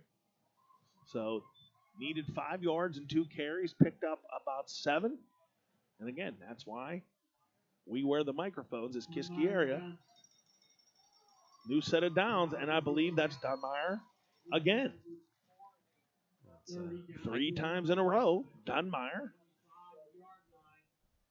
adding positive yards for the Kiski offense. His longest carry of the night, about 7 on that one. And this will be a timeout by Penn Hills. So with 3:32 remaining in the second quarter, we'll take a quick break. 21-7 is your score. With over 40 years of experience, the fine folks at Steffi's Country Catering in Adrian can provide you with several scrumptious options for your next family gathering, corporate event, or tailgate. Make sure to try one of their custom meat and cheese trays or pick up a delicious Sunday takeout special. Steffi's Country Catering is a Leader Times Silver Best of winner 3 years running. And as the holidays approach, get back to celebrating with friends and family and leave the cooking to Steffi's. Sugar Rush Cupcakes by Tara are available by order. That's Steffi's Country Catering. Find them on Facebook.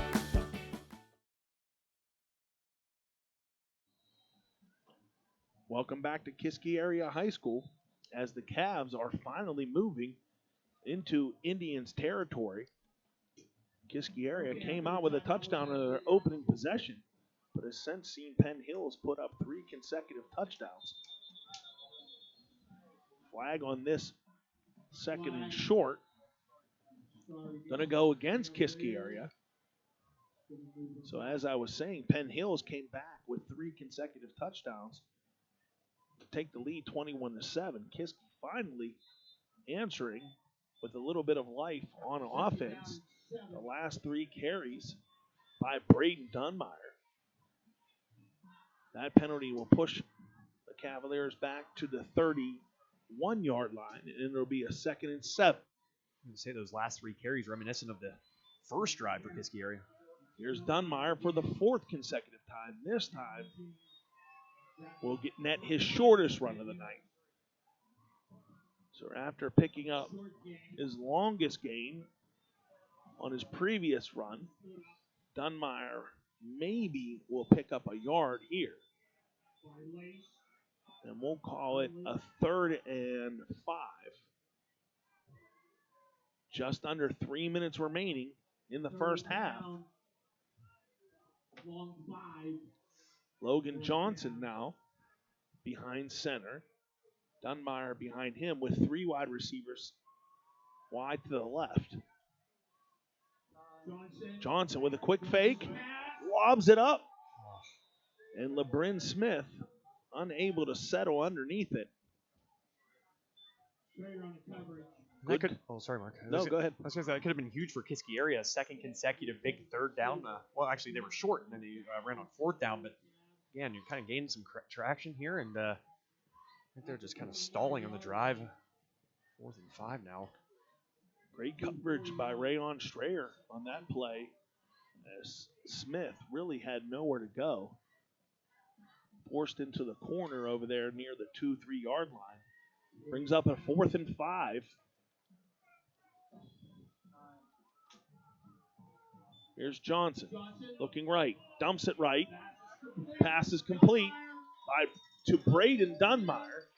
And Dunmire is brought down around the 20 and good enough for a Kiski area first down. Yeah, I love that play call. We were talking about that third down play call shortly ago. And right there, that was the perfect play. You saw the heavy pass rush there and a little bit of room to run there. Another first down for Kiski area. As I said to you, I think during the timeout there, Mark, this is only the second drive they have multiple first downs. 1st and 10 from the 20 for the Cavaliers. Here's Logan Johnson with C.J. Hepler now in the backfield. That's Braden Dunmire in motion. Hepler will try to follow Dunmire's block. And again, Hepler will go nowhere. Hepler started this game off yards and since has been pretty much bottled up. As he is tackled for we'll call it a no gain. 2nd and 10. All still spotted at the 20. Not much doing for C.J. Hepler after that opening run. Cavaliers with 3 wide receivers. That's Calvin Heinley nearest to us. And that's where Johnson is looking. But he'll dump it off. Ball was caught by Don Danino. Danino had to go down into a sliding position to corral that pass and was maybe able to pick up one. It's going to take a little bit of running room in front of him, too. If that ball kind of catches him in stride, I think he's able to maybe get close to picking up a first down there. A lot of open space again, Mark, but the ball just a bit short. So actually the ball was spotted at the 20, so I'm not sure if Danino even came up with that one. Either way, if he did, he would have only gained maybe a half a yard. So 3rd and 10. This is Dunmire with a direct snap. So we questioned it with the last third down. Kiski needed it was 3rd and 5, I believe. Yep. Kiski goes back to Dunmire with a 3rd and 10. Not the guy you expect them to put the ball in the hands of, especially off a direct snap. Probably can only count a handful of times this year that he's received that direct snap, Mark. I agree with you. Certainly, we mentioned Brock Wilkins, Kiski area's, quote, power running back being out of the game. So that's an element of the offense that's missing. So I would assume that's, where the Cavaliers are going, putting Dunmire in that position to try to get some of that back. Certainly a wealth of talent, though. If you're Kiski area, we cover so many teams throughout the season. You have that many guys and that depth at the running back position. It's a nice luxury to have.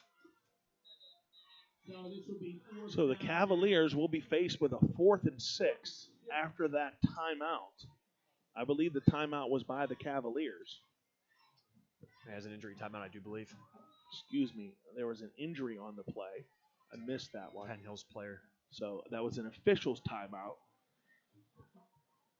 Clock is still running. We're at 40 seconds right now. As Kiski area is faced with a 4th and 6, Cody Dykes will come out on the field to attempt a 33-yard field goal. And the Cavaliers will take a timeout as the play clock was down to 3. So not only confusion by me up here in the booth with the injury timeout, obviously some confusion and or second guessing by the Cavaliers on the sideline down on the field, and they'll take their first timeout. 32 seconds remain in the opening half. The Cavaliers trail 21-7, and they're faced with a 4th and 6 from the 16. If you're Kiski area, is there any thought to go for this, Mark? Yeah, I mean, what do you got to lose? It's senior night, last game of the year. Certainly, you want to try to get some momentum back. So adding points and going into the half is definitely, a safe, easy call. But I wouldn't fault Coach Albert if he wanted to go for this as well, considering how this game has went.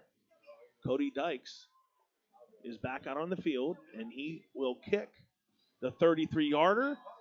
It hits the post, and it is no good. Looked like it caught the flag there, as a matter of fact. And right to our point a moment ago, Mark, you're not going to get back into this game kicking field goals. So maybe the right call there was, in fact, to maybe go for it. Plenty of time on the clock. The safe call, as we said, was to put the 3 on the board, and we say safe because Cody Dykes, coming off last week's High Top Sports Ramsey's Place Player of the Game. He nailed 2 40-plus yard field goals and 3 extra points for the Cavaliers. But unfortunately, that 33-yarder hits the upright, and Penn Hills will take a knee. And that should be the final play of the first half. Your Cavaliers trail 21-7 as we get set for the Shevlin Concrete Construction halftime show. Shevlin Concrete Construction is Western PA's choice for customized driveways, floors, patios, and more. Named the 2020 winner of Triptodia Media's Best Construction Company, Shevlin Concrete Construction has more than 25 years of experience. You can stand on craftsmanship, integrity, and traditions with Shevlin Concrete Construction. Call today for a free estimate and design consultation, 724-681-4526, or like them on Facebook. That's Shevlin Concrete Construction, 724-681-4526. So as the two teams make their way to the locker rooms, we'll take a quick break as we get set for the band to come out on the field. Again, you're listening to the Shevlin Concrete Construction halftime show here on High Top Sports Network.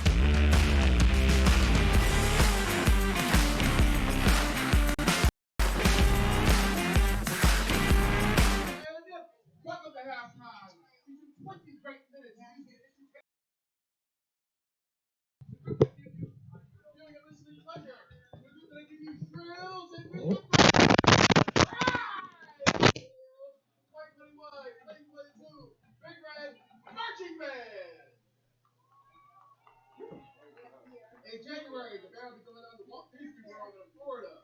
Here's a little tour. I think they might come see us here while they're there. First, Disney is all about characters. So the band went to dress up as Captain America, Black Panther, or any other favorite Marvel ones. You go over to Disney Springs, check out the superhero headquarters.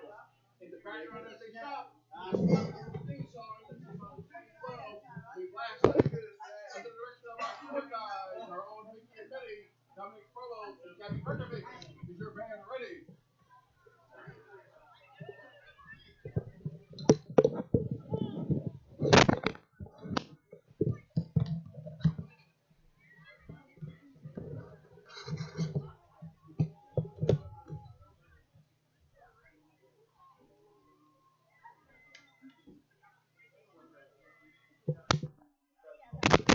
They are. So let's hear the sounds of the Avengers.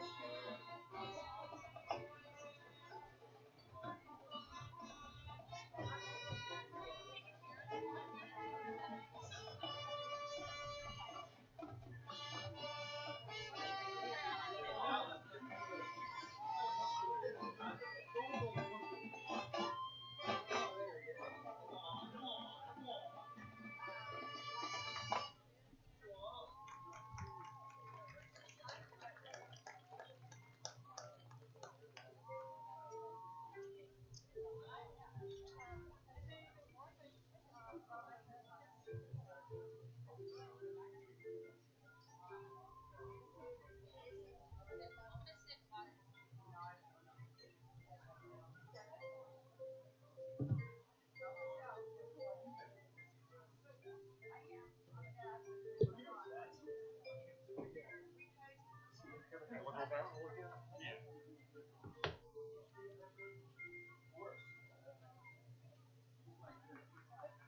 up, the band will go over to Epcot. While there, they can head over to the World Showcase, the stop in the country of Norway, where there is a ride called Frozen Ever After.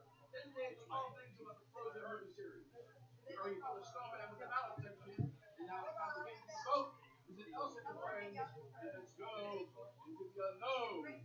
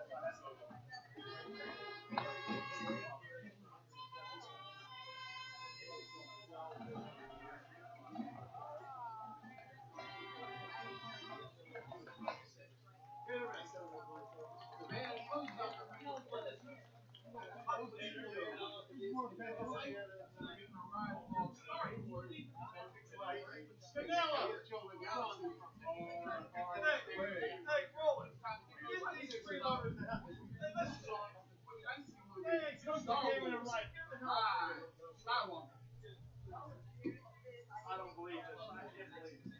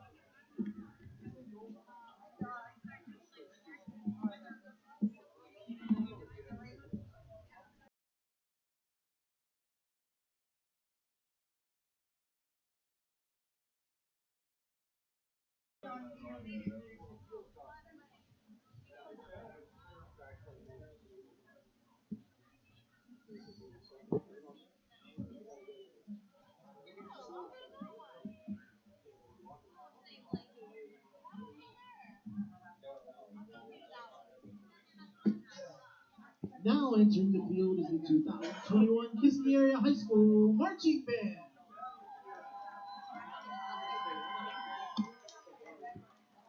The Kiski Band is under the direction of Mr. Sean Pinnock and is assisted by Mr. Stephen Pacheski. The drum majors for the Big Game Marching Band this year are Theo Graham and Gianna Kraus. The color guard captains are Macy Ott, Abby Mortensen, and Mackenzie Coop. This evening, the Kiski Area Marching Band will perform their entire award-winning show entitled Beneath the Shifting Sands. The band would like to thank everyone for their support this entire season. It's truly been an outstanding year for the students, staff, and parents, and we are sad to see it come to an end this evening. The Kiski Area Marching Band was named the Penn champions last weekend at Gateway High School, completing an undefeated season in all captions and all shows. Congrats on all your success this year. We wish the seniors farewell and hope you come back to see us in the future. If there's anyone out there wanting to join our program for next year, all you have to do is contact Mr. Taylor.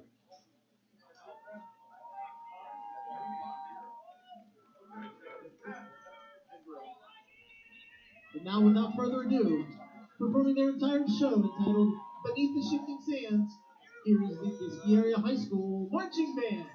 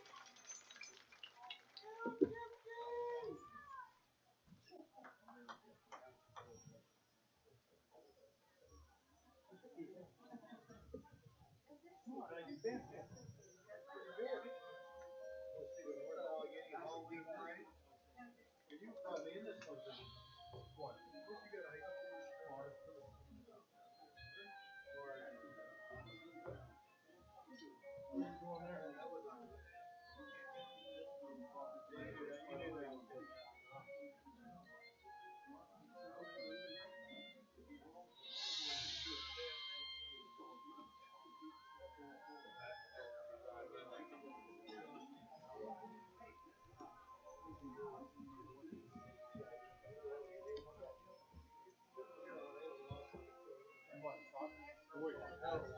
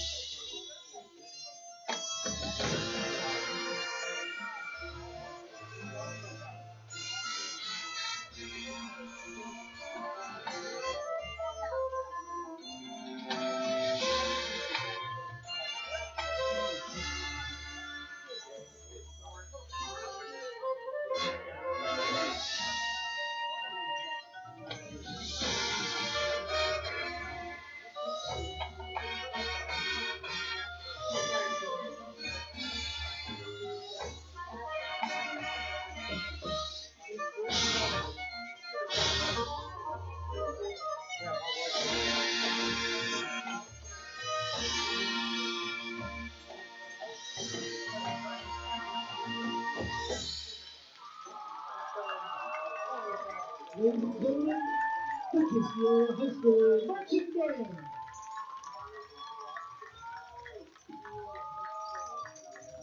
On behalf of the entire Kiski Marching Band and Kiski Instrumental Boosters, we would like to thank everyone for watching us this final evening, and we look forward to playing for you next year. Great stat line here for you.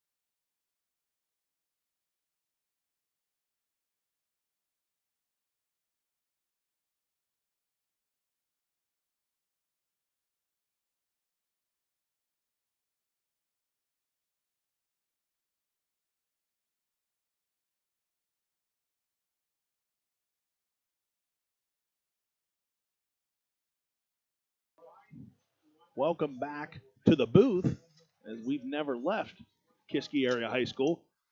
Great show, as always, from the bands of the respective schools, especially the award-winning marching band from Kiski area.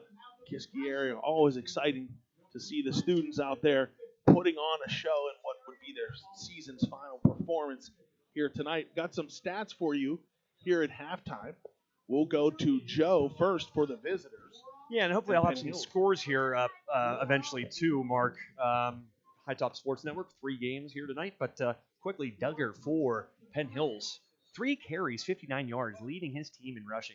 It's a terrific average right there.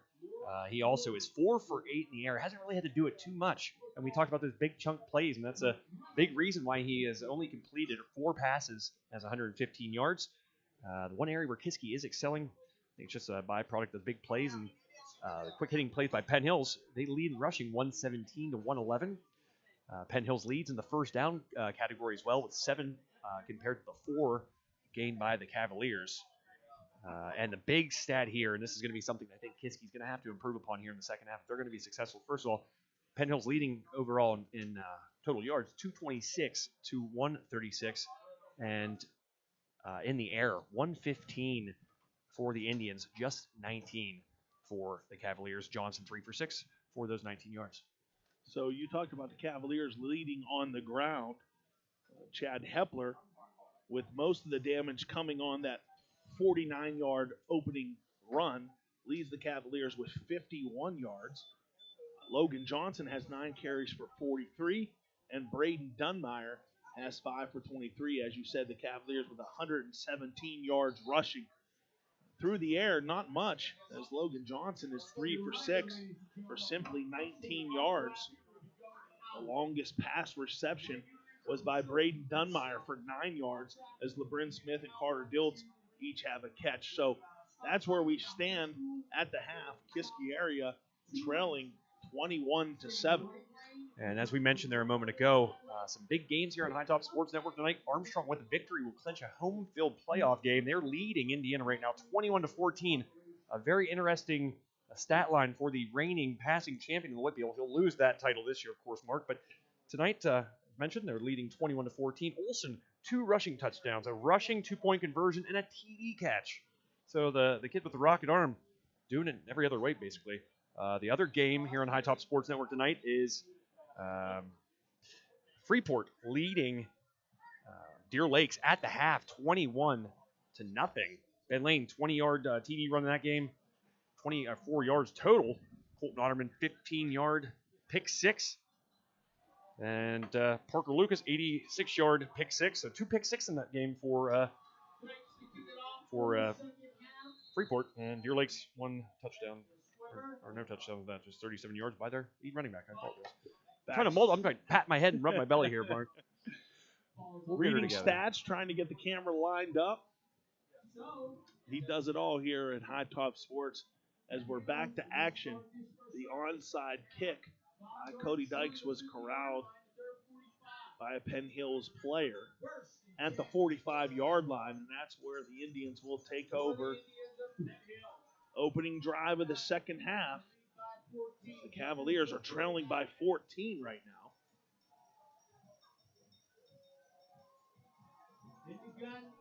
In the gun, that's Duggar. Duggar letting loose, and it is caught. Wow. That's Rayon Strader, and Strader not only will catch the ball, but he will score. 55-yard throw and catch, and the Indians, with one play, extend their lead to 20. Yeah, no laundry in the field there, so it will count. Another big play. We talked about that in the first half.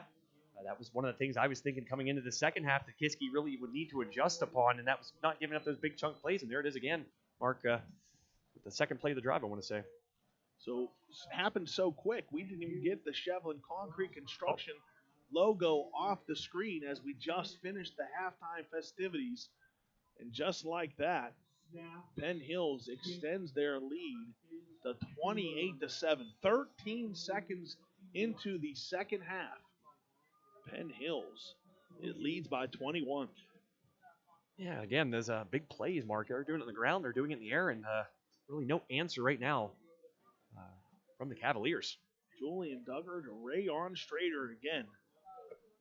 That is the second time that connection has hooked up tonight. I feel like it's been quite some time since we've said Kai Parker's name, even though we said it probably 30 times so far tonight, Mark. Rayon Strader, he scored on a 65-yard reception earlier in the game. That one, as I said, from 55 yards away. So Strader with well over 100 yards and 2 touchdowns with 2 receptions. We talked about Julian Duggar and the dual threat that he possesses with his arm and his legs, and he has certainly showed that through basically 2 quarters here tonight. Yeah, he hasn't done too much, Mark. He's kind of just put the ball down the field and let his receivers kind of do it from there. That ball hung up there for a while, kind of dangerous pass, but lucky for him, he had a good matchup there between the receiver and the defensive back and able to come down with it and take it to the house. Here's the kick by Penn Hills.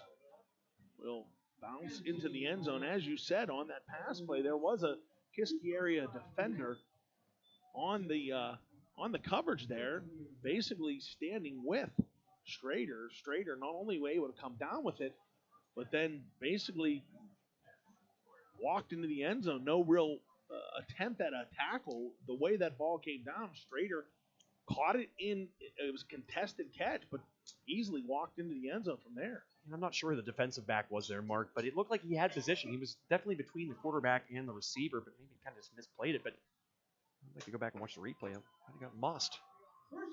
So 1st and 10 for the Cavaliers. From the 20. Again, it's Dunmeyer. The direct snap up to about the 25-yard line. I've said it several times. Kiski area came out on the opening drive and put up 7 points fairly easy. Only ran about 4 or 5 plays. C.J. Hepler opened the game with a 49-yard run. Kiski area had a lot of energy, a lot of enthusiasm, but it's been all Penn Hill since. Yeah, and this Dunmeyer taking these direct snaps, it's an unusual thing, but he's actually, I think, has a pretty good average here, Mark. Right there, picking up 5 on first down, and I said it earlier in the game, he'll take that 5 yards every time on first down.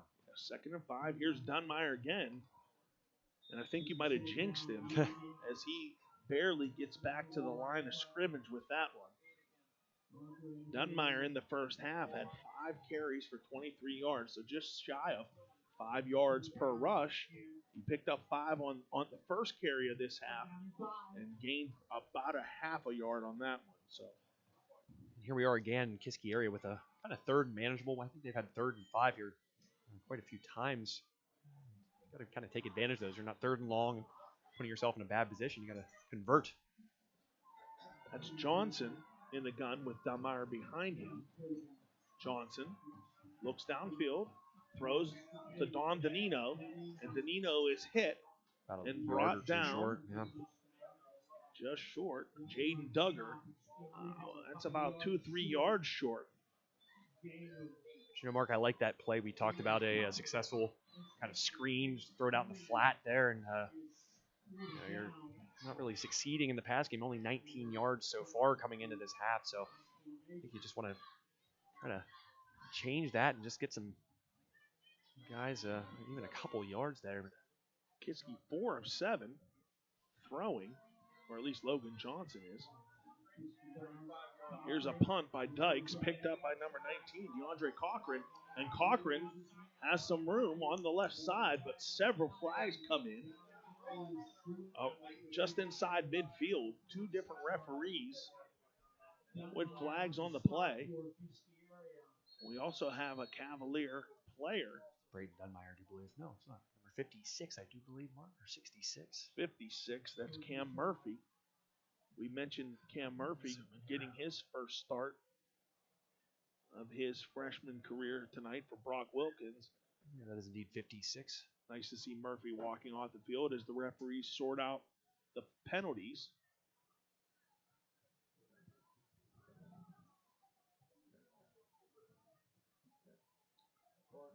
Blocking the back against Penn Hills. So that'll push the first down back a little bit for the Indians. Mark, once again, pretty solid field position here for Penn Hills. You're going to start from the 35, even after that penalty. So that's one thing that Kiski has kind of handed Penn Hills at times tonight. It's good field position. Case here again, despite that 15-yard penalty. Ball we spotted. Actually, I thought you were right. It's going to be back to the 27. So Penn Hills will take over for the first time. Excuse me, the second time. That play happened so fast, I forgot all about it. Penn Hills with one offensive play in the second half and one touchdown. So this is their second time and the second pass. This one's to Jaden Duggar, and Duggar eludes a tackler and is brought down around the 40-yard line. That's good enough for a first down for the Indians.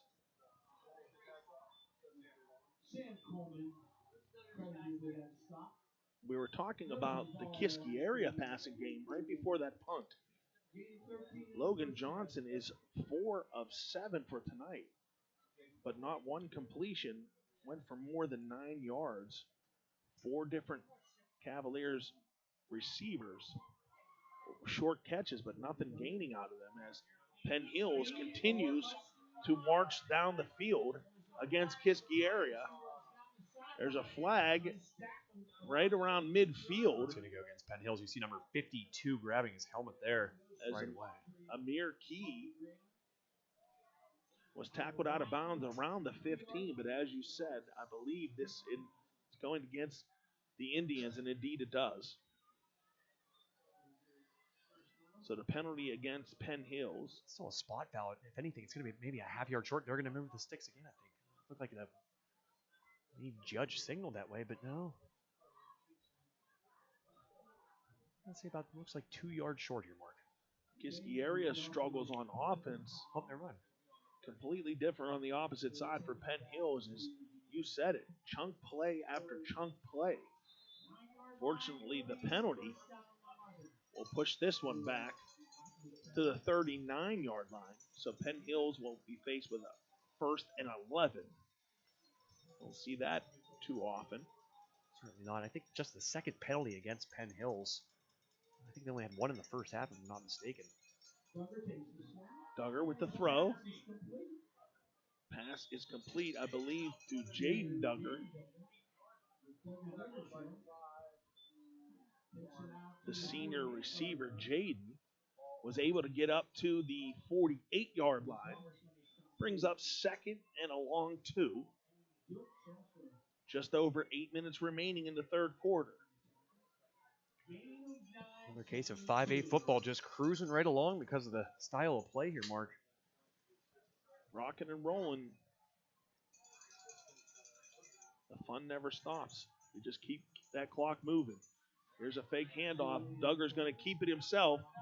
Find some room around the left side and forced out of bounds around the 45-yard line. Good enough for the Indians to pick up a new set of downs. How impressive was Duggar getting to the corner there, getting outside at the edge, and looked like he was going to get bottled up maybe just a yard past the first down marker. Instead, he about 5 yards past just because of that speed of his. Very impressive. Unless something changes, we're going to have the unfortunate task of finding a Ramsey's Place player of the game and a Chip Stoveshot play of the game in another loss. Something needs to change quickly for Kiski area, and it might have on that play as the ball came loose, and it was recovered by the Cavaliers. So as the words were coming out of my mouth, the Cavaliers needing something dramatic to change this game. And that is Kiski huge. gets a break. Fumble recovered by Carter Diltz. You never want to say that a score is a certain point where it's out of hand or what, but I think when you get to this 21-point lead, you're playing against the first-place team in the section, it's really important not to probably fall behind too much more than this, especially with the style of offense Kiski plays. They're not going to move the ball downfield too quickly, just 19 yards passing coming this half. So you're right. This could be a make-or-break drive here as Kiski area takes over just inside Penn Hills territory. Johnson, hand off to Dunmeyer, going to give it back to Johnson, down the field, and intercepted. The ball is intercepted by Rayon Strader. And watch out, Strader already has 2 big plays tonight. He's still on his feet, tackled at the 35-yard line. So Kiski area with the second trick play of the night. And for the second time, not much goes well on the play. There's a flag down around the 50-yard line. They're going to pick it up, it looks like, Mark. Kiski area ran a reverse pass early in the game that sailed woefully incomplete out of bounds. And this one, Strader was running stride for stride with the intended receiver. I believe that was Heinle. It did look like Heinle kind of pushed off there a little bit and actually helped the defensive back kind of get an advantage there, kind of where the ball sailed over Heinle. He kind of wanted to stay inside, closer to where the quarterback was throwing from, and looked like it actually put the defender in a better position. Just as we thought things may have taken a little turn for the Cavaliers, immediately turns right back for Penn Hills as they take over 1st and 10 from the 35-yard line. Here's Duggar. Pressure. Still on his feet. And he's brought down around the 33-yard line, I believe, by Braden Dunbar. Not too many times have you seen that young man corralled in the backfield. It's a nice play by Kiski. So the 2nd and 12, Mark. 2nd and 12, so a loss of 2 on the play. Again, that was Braden Dunbar on the tackle.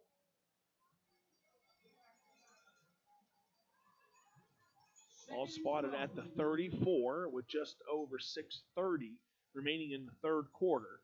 Here's Duggar. Handoff to Mitchell, I believe. Nateo Mitchell finds some room around the left side before being pushed out of bounds around the 39-yard line. You mentioned something out of nothing. The pile just always seems to keep moving for Penn Hills. A lot of extra yards after first contact here tonight. Pickup of 3. Brings up 3rd and a short 6. Duggar in the gun with 4 wide receivers. Looking to throw. Nope, he's going to run. Again, find some room around the left side. And as you said, continuing to move forward is the Indians in offense on a new set of downs as Duggar gets forced out of bounds right around the 47-yard line.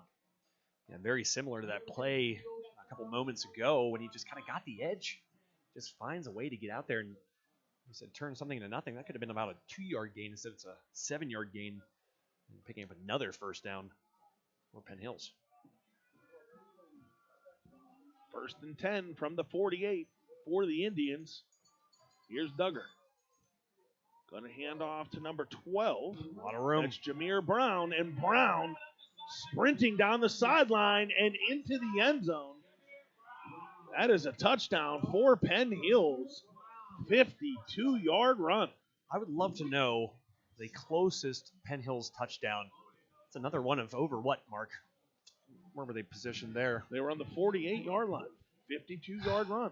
So a lot of chunk plays here tonight by the Indians, but you got that kind of athleticism and clearly a first-place team. You can see why. You got guys that can make people miss like you saw there. Several chunk plays, as you said, by several players. It isn't just one guy, as we've seen Nateo Mitchell, Jameer Brown, Jaden Duggar. I mean, Rayon Strader, Julian Duggar. The extra point is good. And Penn Hills extends their lead to 35-7 with 16 remaining. We'll take a quick break. You're listening to Home Cavalier Football, High Top Sports Network. Protecting the things you love and how you do so is among the most important decisions you'll ever have to make.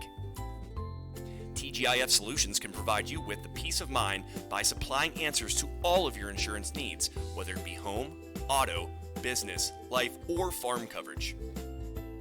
Contact the team at the Shellhammer Atwood Agency today in West Katanning to be sure that you, your loved ones, and the things that matter most stay safe when it matters the most. TGIF Solutions, insurance for what matters.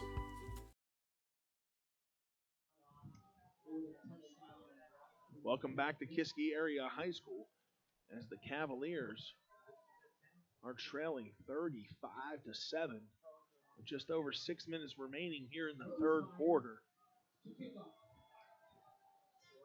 A short kick corralled by the Cavaliers. That was maybe Don Dania? No, excuse me. That was number 3, Calvin Hindley. Hindley able to get across the 25 and up to the 29-yard line. So a return of about 17. And it'll be 1st and 10 for the Cavaliers. I hate to keep repeating myself, but I just can't believe how this game has turned in the atmosphere and environment. Kiski area came out with a quick strike, scored in their opening possession. The crowd was lively, and just as fast as the rain came in, that's as fast as the fortunes for Kiski has changed. 35 unanswered points by the Indians as Logan Johnson is going to be thrown down for a loss of maybe 1. It's just amazing how the environment of this game and the environment surrounding the game has changed. Senior night, there was a lot of excitement. The fans, there was a lot of fans here. The stands were packed. And as we saw the rain come in, we saw some fans run for cover and we put the umbrellas up and things. And immediately, Penn Hills just struck. And they have not let up. As I said, 35 unanswered. 2nd and 9 for the Cavs. Here's a pass and catch to Calvin Hindley.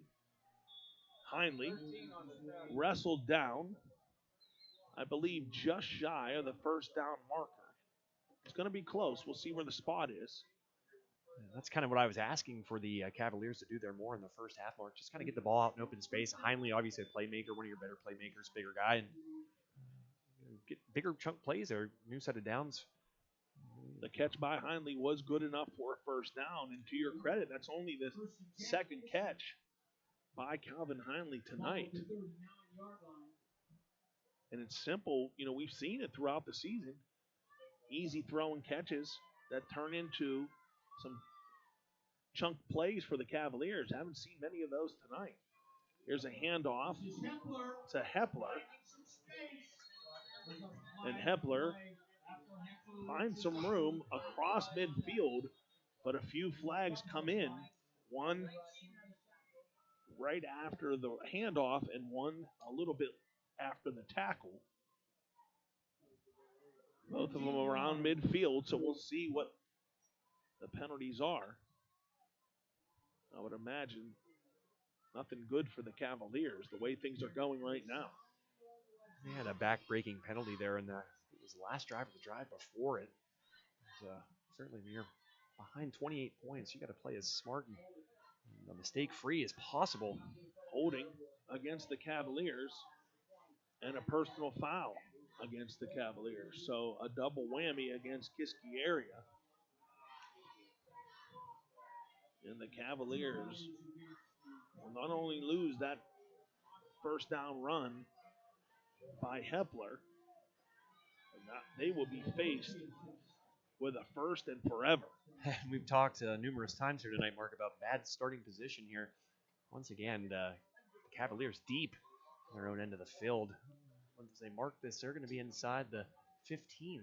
Yeah, I was just about to say the ball spotted at the 15-yard line, and the first down marker is a yard short of midfield. So again, let's do that Kiski math. It hasn't failed me yet. I'm leaving that to you. I didn't go to Kiski. Yards. There you go. 34 yards. I myself have 34. Marion Center math, which isn't much better. Probably worse. My Kiski area math is spectacular. Here's Logan Johnson looking downfield. Incomplete as Hindley did his best to get underneath it, but just a little too much by Johnson. And, if you're Kiski, you have to start taking some shots here, Mark, down the field and hope that you can get a big play and break a tackle and take it to the house, because certainly Penn Hills has been able to do that. But 4:29 left here in the third quarter. You got to start making something happen. Penn Hills already outscoring you here in the second half. So Logan Johnson exits the field.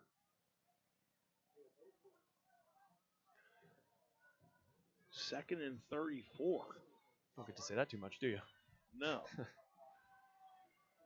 Not sure. I believe that's Dunmeyer. So if things go according to plan, Dunmeyer will take the direct snap and just lower his shoulder, see how much he can get. Not very creative. Not at all. Almost admitting defeat. Second and 34, Dunmeyer picks up a short 2. Makes it third and 32 as Johnson comes back out on the field. Just under 4 minutes remaining in the third quarter. Kiski area trying to put something together offensively. Here's Johnson, again, going to go downfield, this time to Holden Burkett. And Burkett is tripped up before the ball gets there. Fans in the stands wanted a flag, but referee on the spot says no way. You know, Johnson really kind of getting risky there, putting a lot of height on that ball, giving the defenders time to kind of camp under it just as much as his intended receiver. So, just looking at the body language of some of the Cavaliers players as they leave the field, not much energy, not much enthusiasm. Yeah, it doesn't help when you have a 4th and 32 either here in your second drive of the second half. Here's a punt that was nearly blocked. Flags come out. It's returned by Jaden Duggar. Duggar looking for room to go. And indeed, he's still on his feet. He might as well just go down, though. Don't waste your time, bud. Duggar is going to be forced out around the 24, but as we said, Kiski punter Cody Dykes was hit as he let that one loose, and we have another Kiski player injured down on the field. So as he gets attended to, we'll take a quick break. 3:20 remaining in the third quarter. You're listening to the High Top Sports Network. Gross Embroidery and Sign Shop is the official clother of High Top Sports Network and is a family-owned company that can handle all your custom embroidery, custom sign, and laser engraving needs. Located at 409 4th Street in downtown Fort City, Gross Embroidery and Sign Shop can create sports and career apparel to the exact specifications of your organization. Their laser engraving department can put your logo or design on glasses, tumblers, insulated cups, signs, coffee cups, and more. Call Gross Embroidery and Sign Shop at 724-763-2461 today.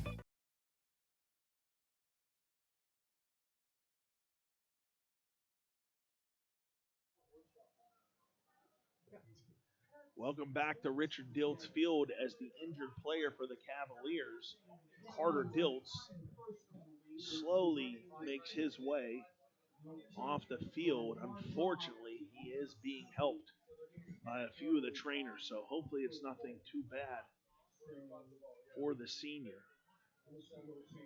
Kiski area punter Cody Dykes was hit as he let loose the punt, waiting to see where things get settled.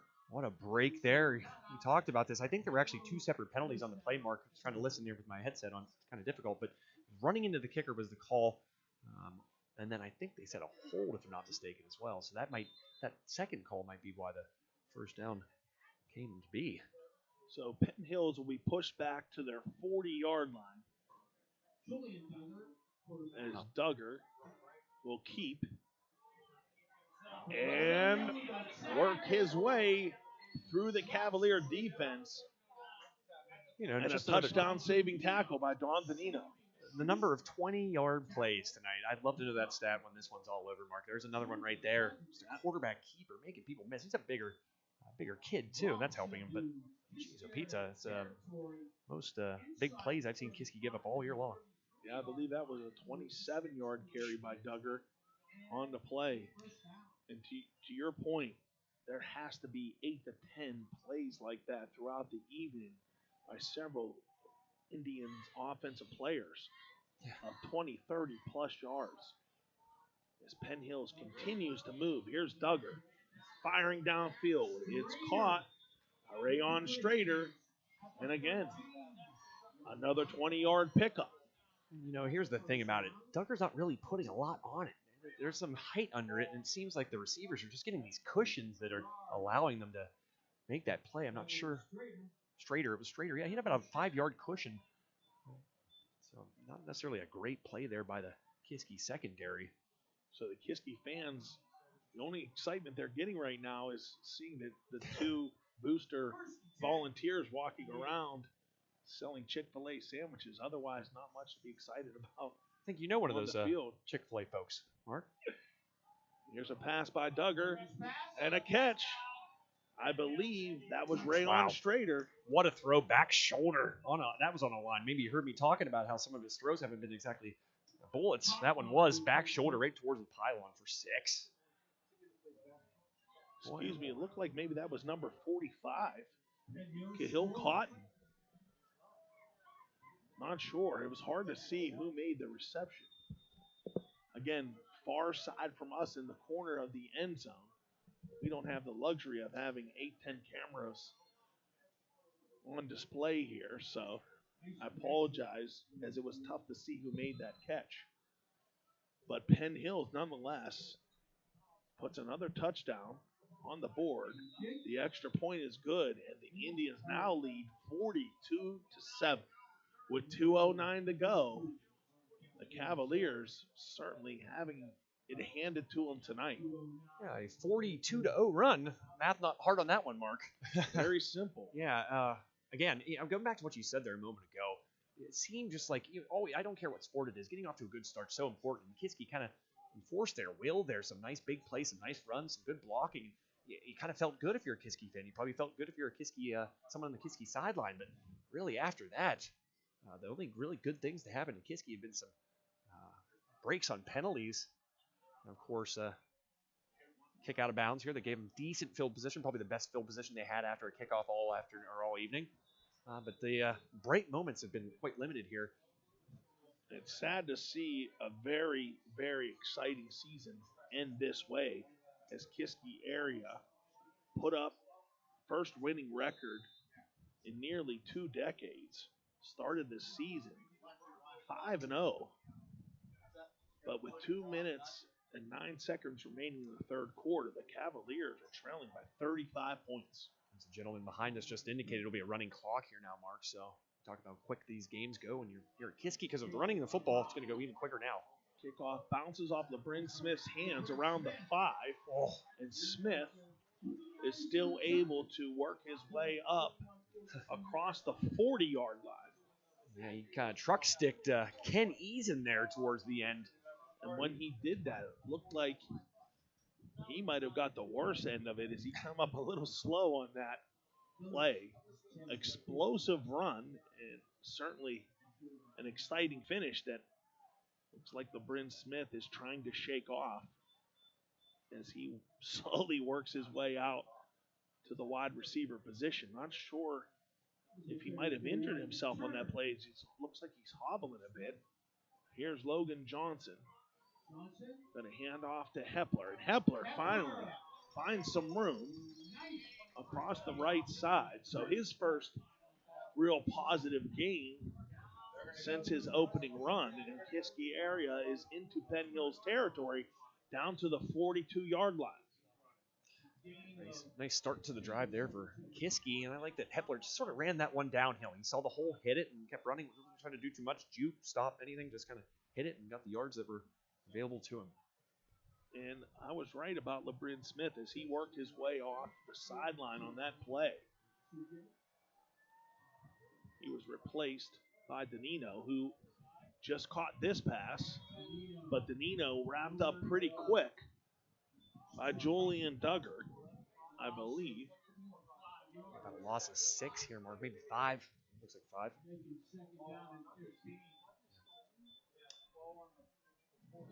Tackle on the play, was Rayon Strader. You know, at this point, Mark, real quickly, if you don't really have that much of a vertical offense, those are the plays that are going to help you get scores. And it doesn't seem like they're going to get back in the game here, of course, but just any kind of respectability. Yeah, exactly. And as we've seen, not really able to move the ball downfield with much success. So that'll be the final play of the third quarter. Kiski area trails 42-7. We'll take a quick break and come back for the final quarter. You're listening to the High Top Sports Network.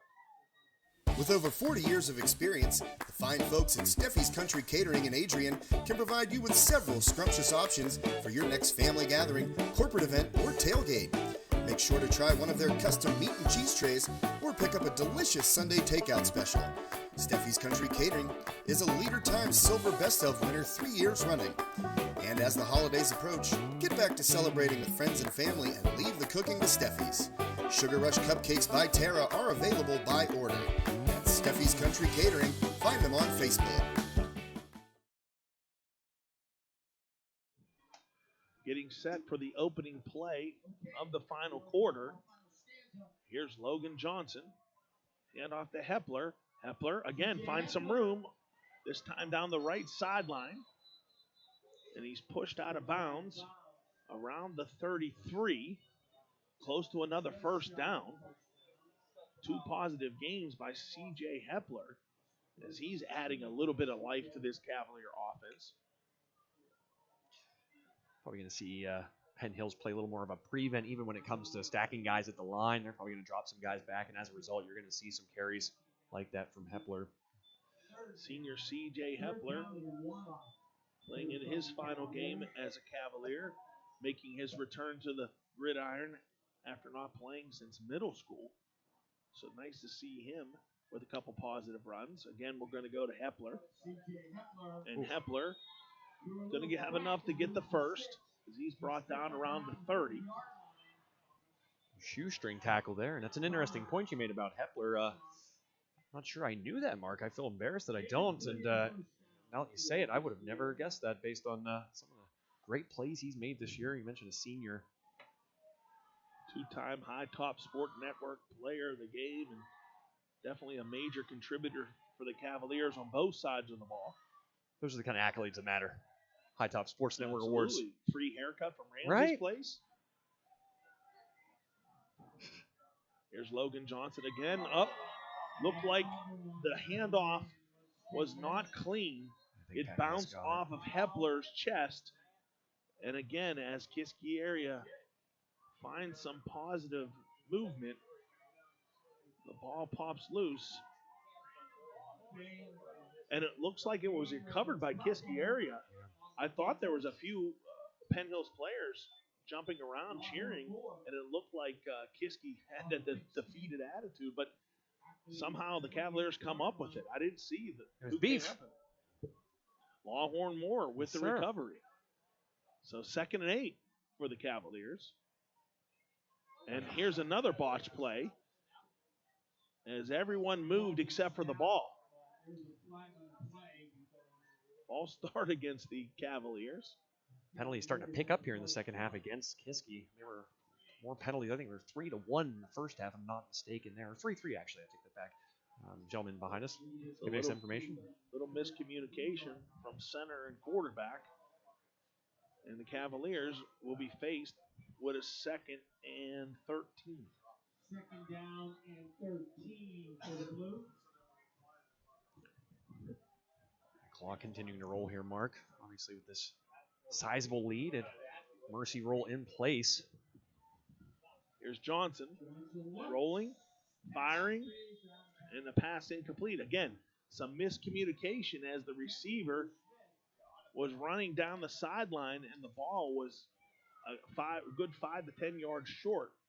I don't even know if the receiver even knew the ball was thrown to his direction. And that was uncatchable anyways. And, we talked about Duggar maybe not looking like he has the strongest arm, but one thing he's done an excellent job is put it in a position for his receivers and his weapon players, I guess you want to call them, to not kind of break their routes or come back to the football, but that one was sky high. I'm not sure that Shaq could have caught that. Just over 8 minutes remaining now in the fourth quarter. Kiski faced with a 3rd and 13. Here's Johnson. Again, looking to throw.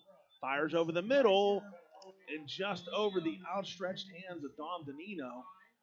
In case in point, Mark, what I was just saying, you gotta put that in a position for your receiver to catch that. He definitely had a step on the defender. It was in the area, but still just a little tough for the short intended receiver there, number 22. Don Danino. Yep. DeAndre Cochran for Penn Hills almost came up with that one. The Cavaliers will be faced with a 4th and long. They'll keep the offense out on the field. Johnson, 3 wide receivers to the right, 1 to the left. He's looking over the middle again. And the pass is caught. Wow.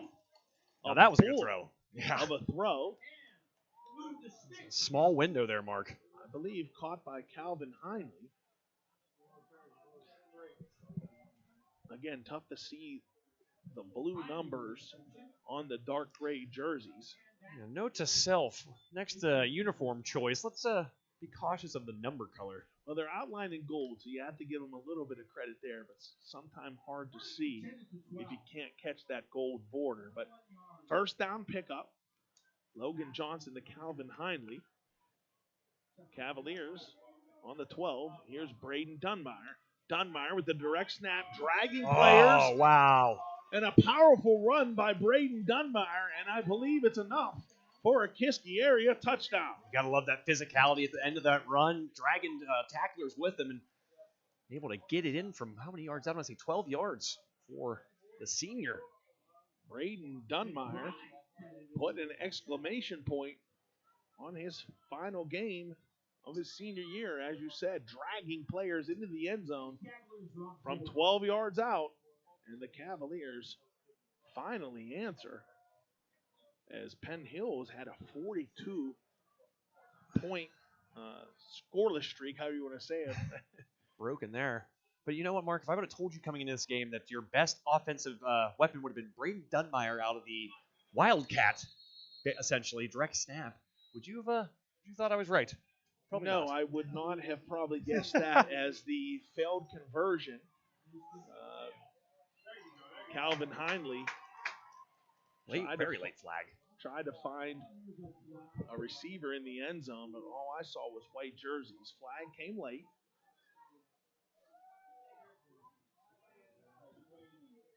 Yeah, Braden Dunbar, the offensive specialist here tonight on that direct snap. And you mentioned a little bit ago that his average was around 5 yards. That's very respectable. And might have helped it out a little bit there on that longer scamper.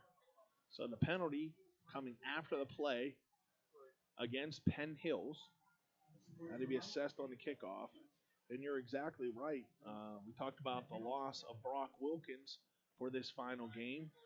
Wilkins unfortunately dislocated his shoulder in the last game against Pine Richland. So Kiski area looking to the other senior linebacker, Braden Dunbar, to bring up some power on the offensive side, and he's done that tonight. Not just that, though. If you would have told me that Dunbar had a respectable night tonight, I would have believed it. But out of that direct snap, the success he's had there, because you don't give much away doing that. You know he's probably going to run that ball up the gut. He's going to pull back and throw. We haven't seen him do that yet. So, with that said, it's just an interesting stat from this game. That's going to be probably their most successful offensive player when this is all said and done. Right, and with limited offense for the Cavaliers tonight, I think at this point it's pretty safe to say where our Chip Stoveshop play of the game and Ramsey's Place player of the game is leaning. The only problem is Braden going to use the Ramsey's Place haircut. I believe he frequents Ramsey's Place. I know there are several. Just get trimmed up a little bit. I know there's several Cavaliers that support Ramsey's Place. I mean, it is the premier barbershop in the AK Valley, so if he's not, he's crazy. Here's a kick by Dykes. Line drive, wobbly kick, sails into the end zone. Kind of kept a low line drive there, Mark. He knew that he had the ability to probably kick that through the uprights, but instead trying that line drive maybe deflect it off a player, make it more difficult to catch and force a turnover, but unfortunately to no avail. Penn Hills will take over 1st and 10 from the 20 with 6:28 remaining in the season finale. I feel like I should know this, Mark, but once you get behind by, I believe it was 35, is that correct? The clock rolls, but if you cut the lead into that lead, does the clock then stop? I was of the belief that the clock still continues to roll. I believe it continues to roll. And listen, if you want an answer to a rules question, we have an in-house rules man here at Kiski area. All right. So after this first down play, you can take over, and I will ask our expert in the booth. Changes for Penn Hills here. Mark, number 17 coming in real quickly. Looks like they're going to switch up, put up some of their backups. Now in at quarterback for Penn Hills. It's at 17. That is Lavelle Peters.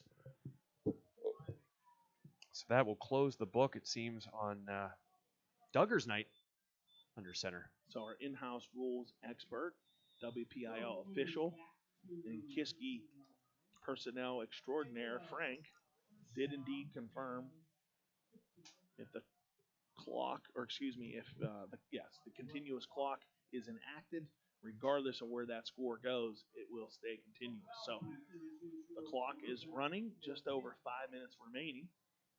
And as you said, some new personnel out for Penn Hills. Here's the handoff was lost and picked up by a Cavalier defender. That's Logan Johnson who came up with it. I don't know if he intercepted the handoff. You know what it looked like to me? That play against Pitt last week. I'm trying to think of that gentleman's name. But that kind of just jumped in front of it. Yes. I don't know if it was a shovel pass or what. That was craziness. Again, an attempted handoff. We're about a minute behind here. We actually have a replay for ourselves here. An attempted handoff by the Penn Hills Indians, and somehow Logan Johnson was able to come up with it. As Penn Hills will take a timeout. So we'll check on this play while we take a break, and we'll come back and give you an update. 5:13 remaining. You're listening to High Top Sports Network. Arms Care, located at 85 Glade Drive in Katanning, provides the highest quality medical equipment, supplies, and service for use in your home. After an accident, illness, or surgery, the caring professionals at Arms Care can assist you in getting the appropriate medical equipment into your home where you can make the most progress on your recovery. Arms Care offers 24/7 emergency service as well as a wide variety of specialized medical equipment, and their experienced staff is committed to helping you or your loved one regain normalcy by providing the highest level of quality home care equipment, supplies, and service. Contact Arms Care at 724-545-3200 today. Welcome back to Kiski area as the Cavaliers have the ball from the 4. And here's Braden Dunmeyer again, lowering his shoulder off the direct snap. And again, Braden Dunmeyer gets into the end zone. Yeah, I was going to make a joke that was clearly Kiski's best field position all day by far. But yeah, we were making a joke that might have still been up for grabs after that nice play on defense. But there's Dunmeyer saying, right back at you, Mark. I want that haircut. Yeah, Logan Johnson opened the game with a 3-yard touchdown run. Braden Dunmeyer put Kiski back up on the board with a 12-yard run of his own. And again, Dunmeyer scores this time from 4 yards out. Cody Dykes nails the extra point, and all of a sudden, Kiski trails by 22. So we were referring to the Ramsey's Place player of the game and the Chip Stove Shop play of the game. And after Logan Johnson came up with the fumble recovery, if you will, we talked about possibly the senior quarterback stealing maybe some of the highlights and the free haircut from the senior running back / linebacker. But after Braden Dunmeyer scored again from 4 yards out, barring anything crazy in the final 5 minutes, I think it'll be the senior running back linebacker that comes home with the championship or with the trophies.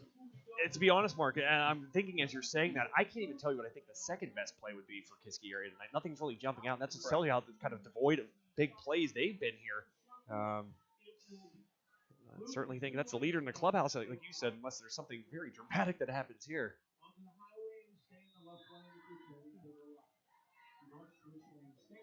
So 2 touchdowns in a span of about a minute and 25 seconds. And what was a domination by Penn Hills now all of a sudden looks like a somewhat respectable game 42-20, the Cavaliers now trail. It's going to be one of those games, though, Mark, where they're going to say the score wasn't necessarily indicative of what's Dykes happening on the field. With a bouncing kick, Ooh. bobbled at the 25, and eventually picked up by a Penn Hills player. You know, Mark, that stayed free for so long. A couple big hops there. It just didn't seem like Kiski was getting down the field very quickly there. Things would have got a little more exciting if the Cavaliers were somehow able to come up with that ball inside Indians territory with 4:30 remaining. But unfortunately, we don't get any more excitement, at least not off that play. And Penn Hills was able to come up with it. Probably their worst starting position here tonight, Mark, I would say. At least in this second half, for sure. This clock winds down to about 4 minutes remaining. 1st and 10 for the Indians from the 23. Quarterback now is Steve Van Diver, freshman, as he hands off. Correct me if I'm wrong here, Mark. Eason was in on that last drive for Penn Hills, so the third quarterback really emptying the bench. 6'1", 160 freshman Van Diver. Hand off on that play to Amir Key. Key was able to pick up a couple yards. Brings up 2nd and 8 as the clock, as we said, continues to run. A little over 3 minutes remaining. This will be the final game of the season, the regular season for both teams, as Kiski will finish or should finish the season 6-4, while Penn Hills will move to 6-3.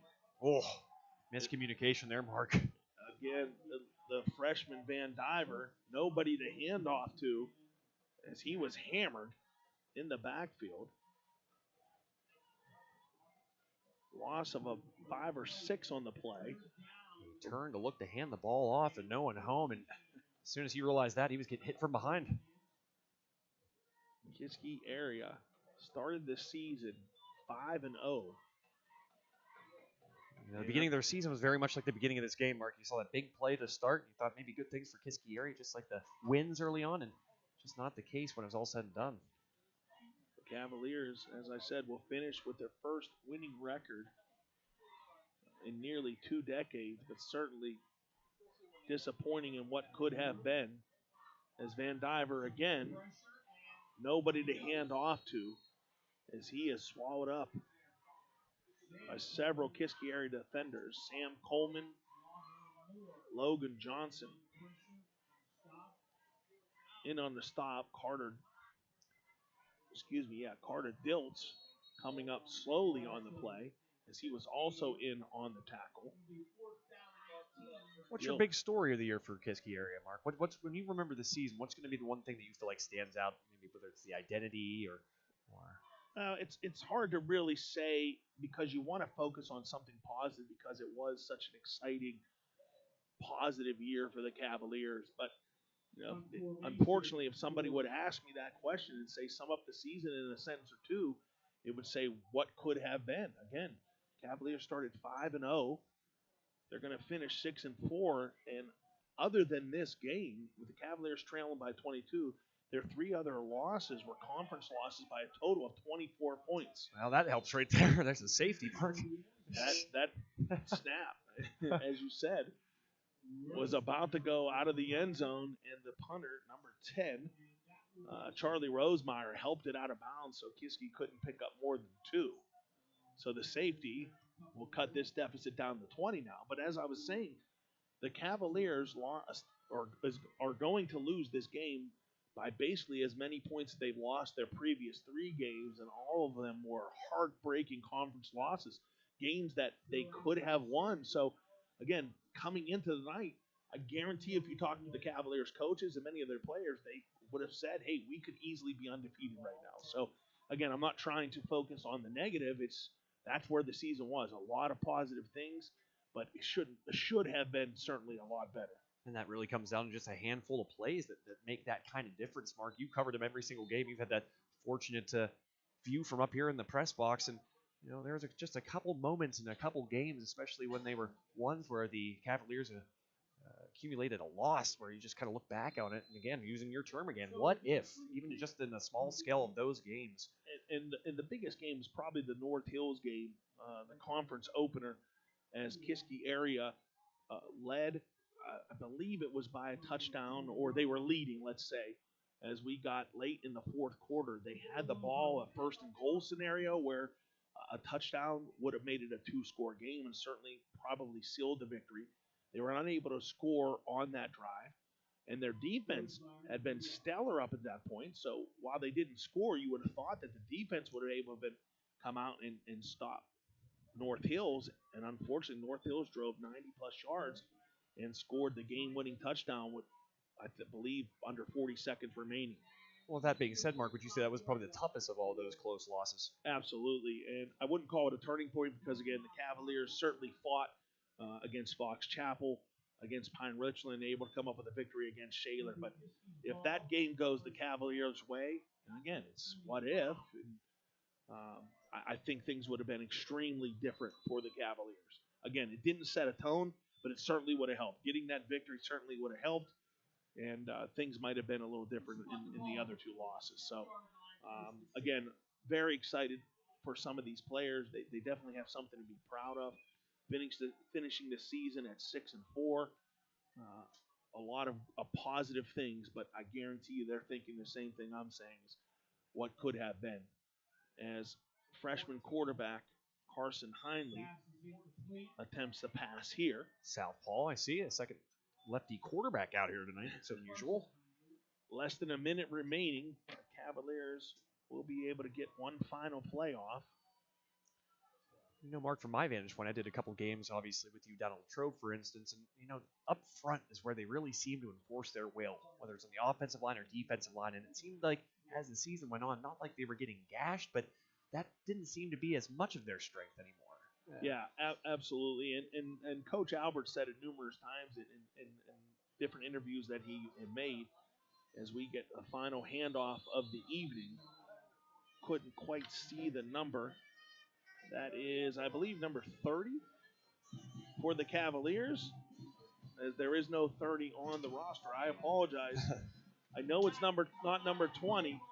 Trying to recognize the younger players. It is number 30, but I don't see a 30 on the roster, so I apologize for that final handoff. But the Cavaliers will finish the season with a 42-22 loss against Penn Hills. And to finish that thought, Coach Albert has said numerous times, and I believe he said it to us in an interview after one of the games, that if we are healthy, we can play against any team. And not many major injuries, but enough that it kind of picked at the Cavaliers. And it's just like when you get that scab, you start picking at it, things start to bleed, and they lost Matt Hilty, who was their leading receiver at the time and certainly a major contributor on the defensive side. Brock Wilkins was banged up for a few games and certainly missed this final contest. And just little things like that just started to seep in, and as you said, the, quote, dominance or the stability showed some cracks. Yeah, Mark, and I'm actually glad you brought that up. You talked about how some of the injuries impacted things, and let's not take that for granted, really, in this discussion and how the season really turned after that start. But then you also have to look back, and this is not taking anything away from Kiski's season, but those are those non-conference games. You know, those are the teams that likely knew less about you. You knew less about them. Probably more essentially just kind of a crapshoot of a game. So it's like, you know, just would we have looked at this season differently if they would have sprinkled in some conference games there early on? You didn't start with just 6 non-conference games, which is unusual in itself.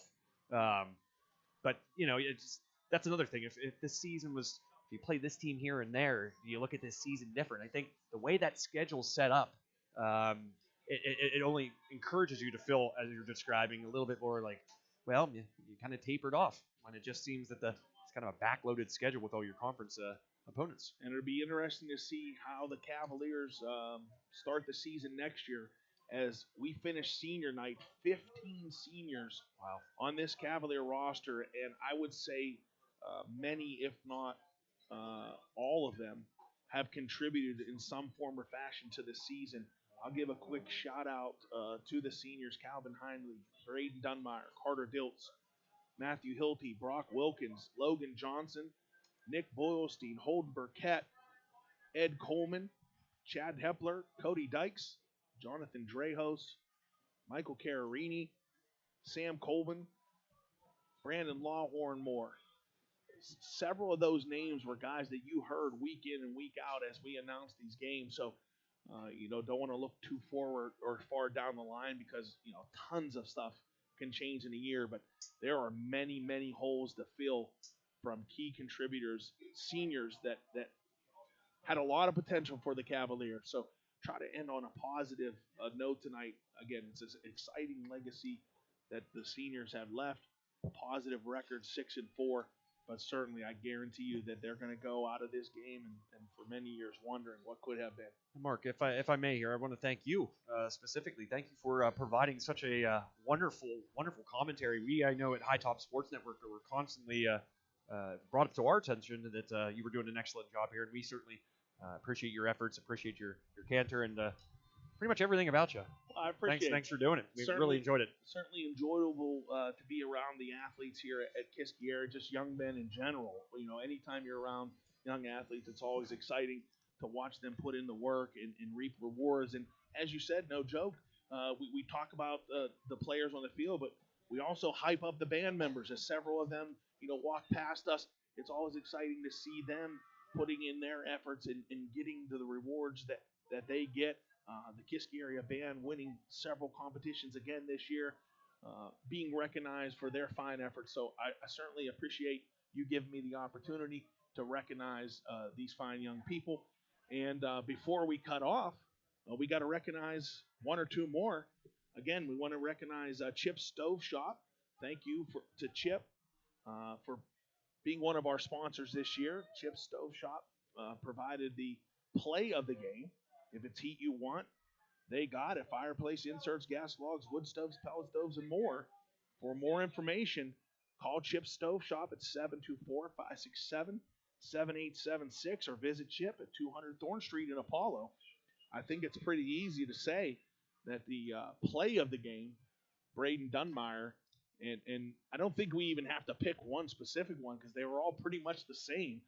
Take the direct snap, lower your shoulder, and find some room, and he did that. Who would have guessed that would be the big takeaway for the Kiski area offense tonight, that Braden Dunmeyer doing his best wildcat tonight. And, you could just tell from that young man all season long. A lot of fighting him. You saw a couple plays where he's dragging tacklers with him. It's just a fun kid to watch. And as I said, I got the chance to do that interview with him last week, and he was a joy to talk to. Well, you took the words out of my mouth. Nobody would be surprised of the toughness that Braden brings. But to your credit, surprising to see, Braden Dunmeyer being the leading piece of the Cavaliers offense. So Braden Dunmeyer getting the Chip Stove Shop play of the game, and I think it's safe to say that he deserves also the Ramsey's Place player of the game. Ramsey's Place has been our sponsor for the player of the game all season, providing a free haircut to several Kiski Cavaliers. It is the premier barbershop in the AK Valley. If you're not with Ramsey's Place, you better get on board. Located at 300 Sycamore Street in Vandergrift, Ramsey's Place also offers women's haircuts, hair colors, and much, much more. Do they do perms? He says much, much more. That's a fair question, because I'm not even joking, and I want to mention this. Jake DeLuca and I have been growing our hair since July. I'm balding, he's not, so his hair looks fantastic. Long story short is, he's trying to get to January 1st, at which point he's going to get a perm. So I had to ask if Ramsey's does it, because that was his intended place to go to, of course, being a supporter of High Top Sports Network. Good to know that sounds like they do. Mark. Put it this way, as skilled as they are at Ramsey's Place, I wouldn't put it past them. So how about this? If you want to know, you can either call Ramsey's Place at 724-571-7368, or you can go directly through their Facebook page, Ramsey's Place. So shoot them a message or give them a call, and I'm sure they'll help you out. So our final Ramsey's Place High Top Sports player of the game, senior Braden Dunmeyer. Dunmeyer, don't have the official stats here on how many yards he collected for the game, but he had 2 touchdowns for the Cavaliers, 2 of their 3 touchdowns, and certainly a major contributor on the defensive side. So congratulations to Braden Dunmeyer, and the Cavaliers in general on a very solid season. And thank you so much for having me. I look forward to hopefully doing more later on this year for basketball and baseball. And we've said it numerous times. If you are a business or a business owner, or you know of a business owner in the area, please have them reach out to us at the High Top Sports Network. We greatly enjoy bringing all of the high school action to you, and certainly it cannot be done without the support of businesses in the area. So please reach out to us. Check us out on our Facebook page, on Twitter. Visit us on our website, High Top Sports Network. We'd love to have you join the rest of our fine sponsors. Anything else to add for tonight? You know what? I'm just a quick mention here, Mark, before we go. Anybody interested in those final scores of the other games on High Top Sports Network? Armstrong pulling way late in that one, winning 42-22, a similar score. Feels like I heard that here tonight. And then Freeport just beating down Deer Lakes 35-0. An important game for Freeport tonight. I know at least one of their players, Benny Lane, a significant piece of the Freeport football team. So it's nice to see the Yellow Jackets getting it done tonight. And certainly you mentioned Armstrong and Caden Olson as well, another fine player that my son had the opportunity to play some basketball with. So Benny Lane and Caden Olson getting it done on their final games of the night tonight, and they're underclassmen as well, so they'll still have another year for some excitement, and hopefully we'll be able to bring it all to you on High Top Sports Network. Anything else to add for tonight, Joe? No, thank you again, Mark. It's been a pleasure, and as you said, Mark will be here when he can. Obviously, he's a PA for Kiski basketball, but when they're on the road, we're going to make sure Mark knows about it and be taking the trip wherever that is with us. And then, as he mentioned, baseball, softball, I already can't wait because it's cold outside. One of the colder football games we've had this season, of course, the last week of the season. I'm already ready for that too, Mark. So stay tuned to the High Top Sports Network. Our seasons never end. We'll be bringing to you all the sports that we can from many high schools around the area. Feel free to reach out to us, follow us on our social media sites. So for Joe Rhodes, I'm Mark Flem. Thank you for listening tonight, and hopefully we'll see you guys soon, and you'll hear from us sooner rather than later. Have a good evening, everyone.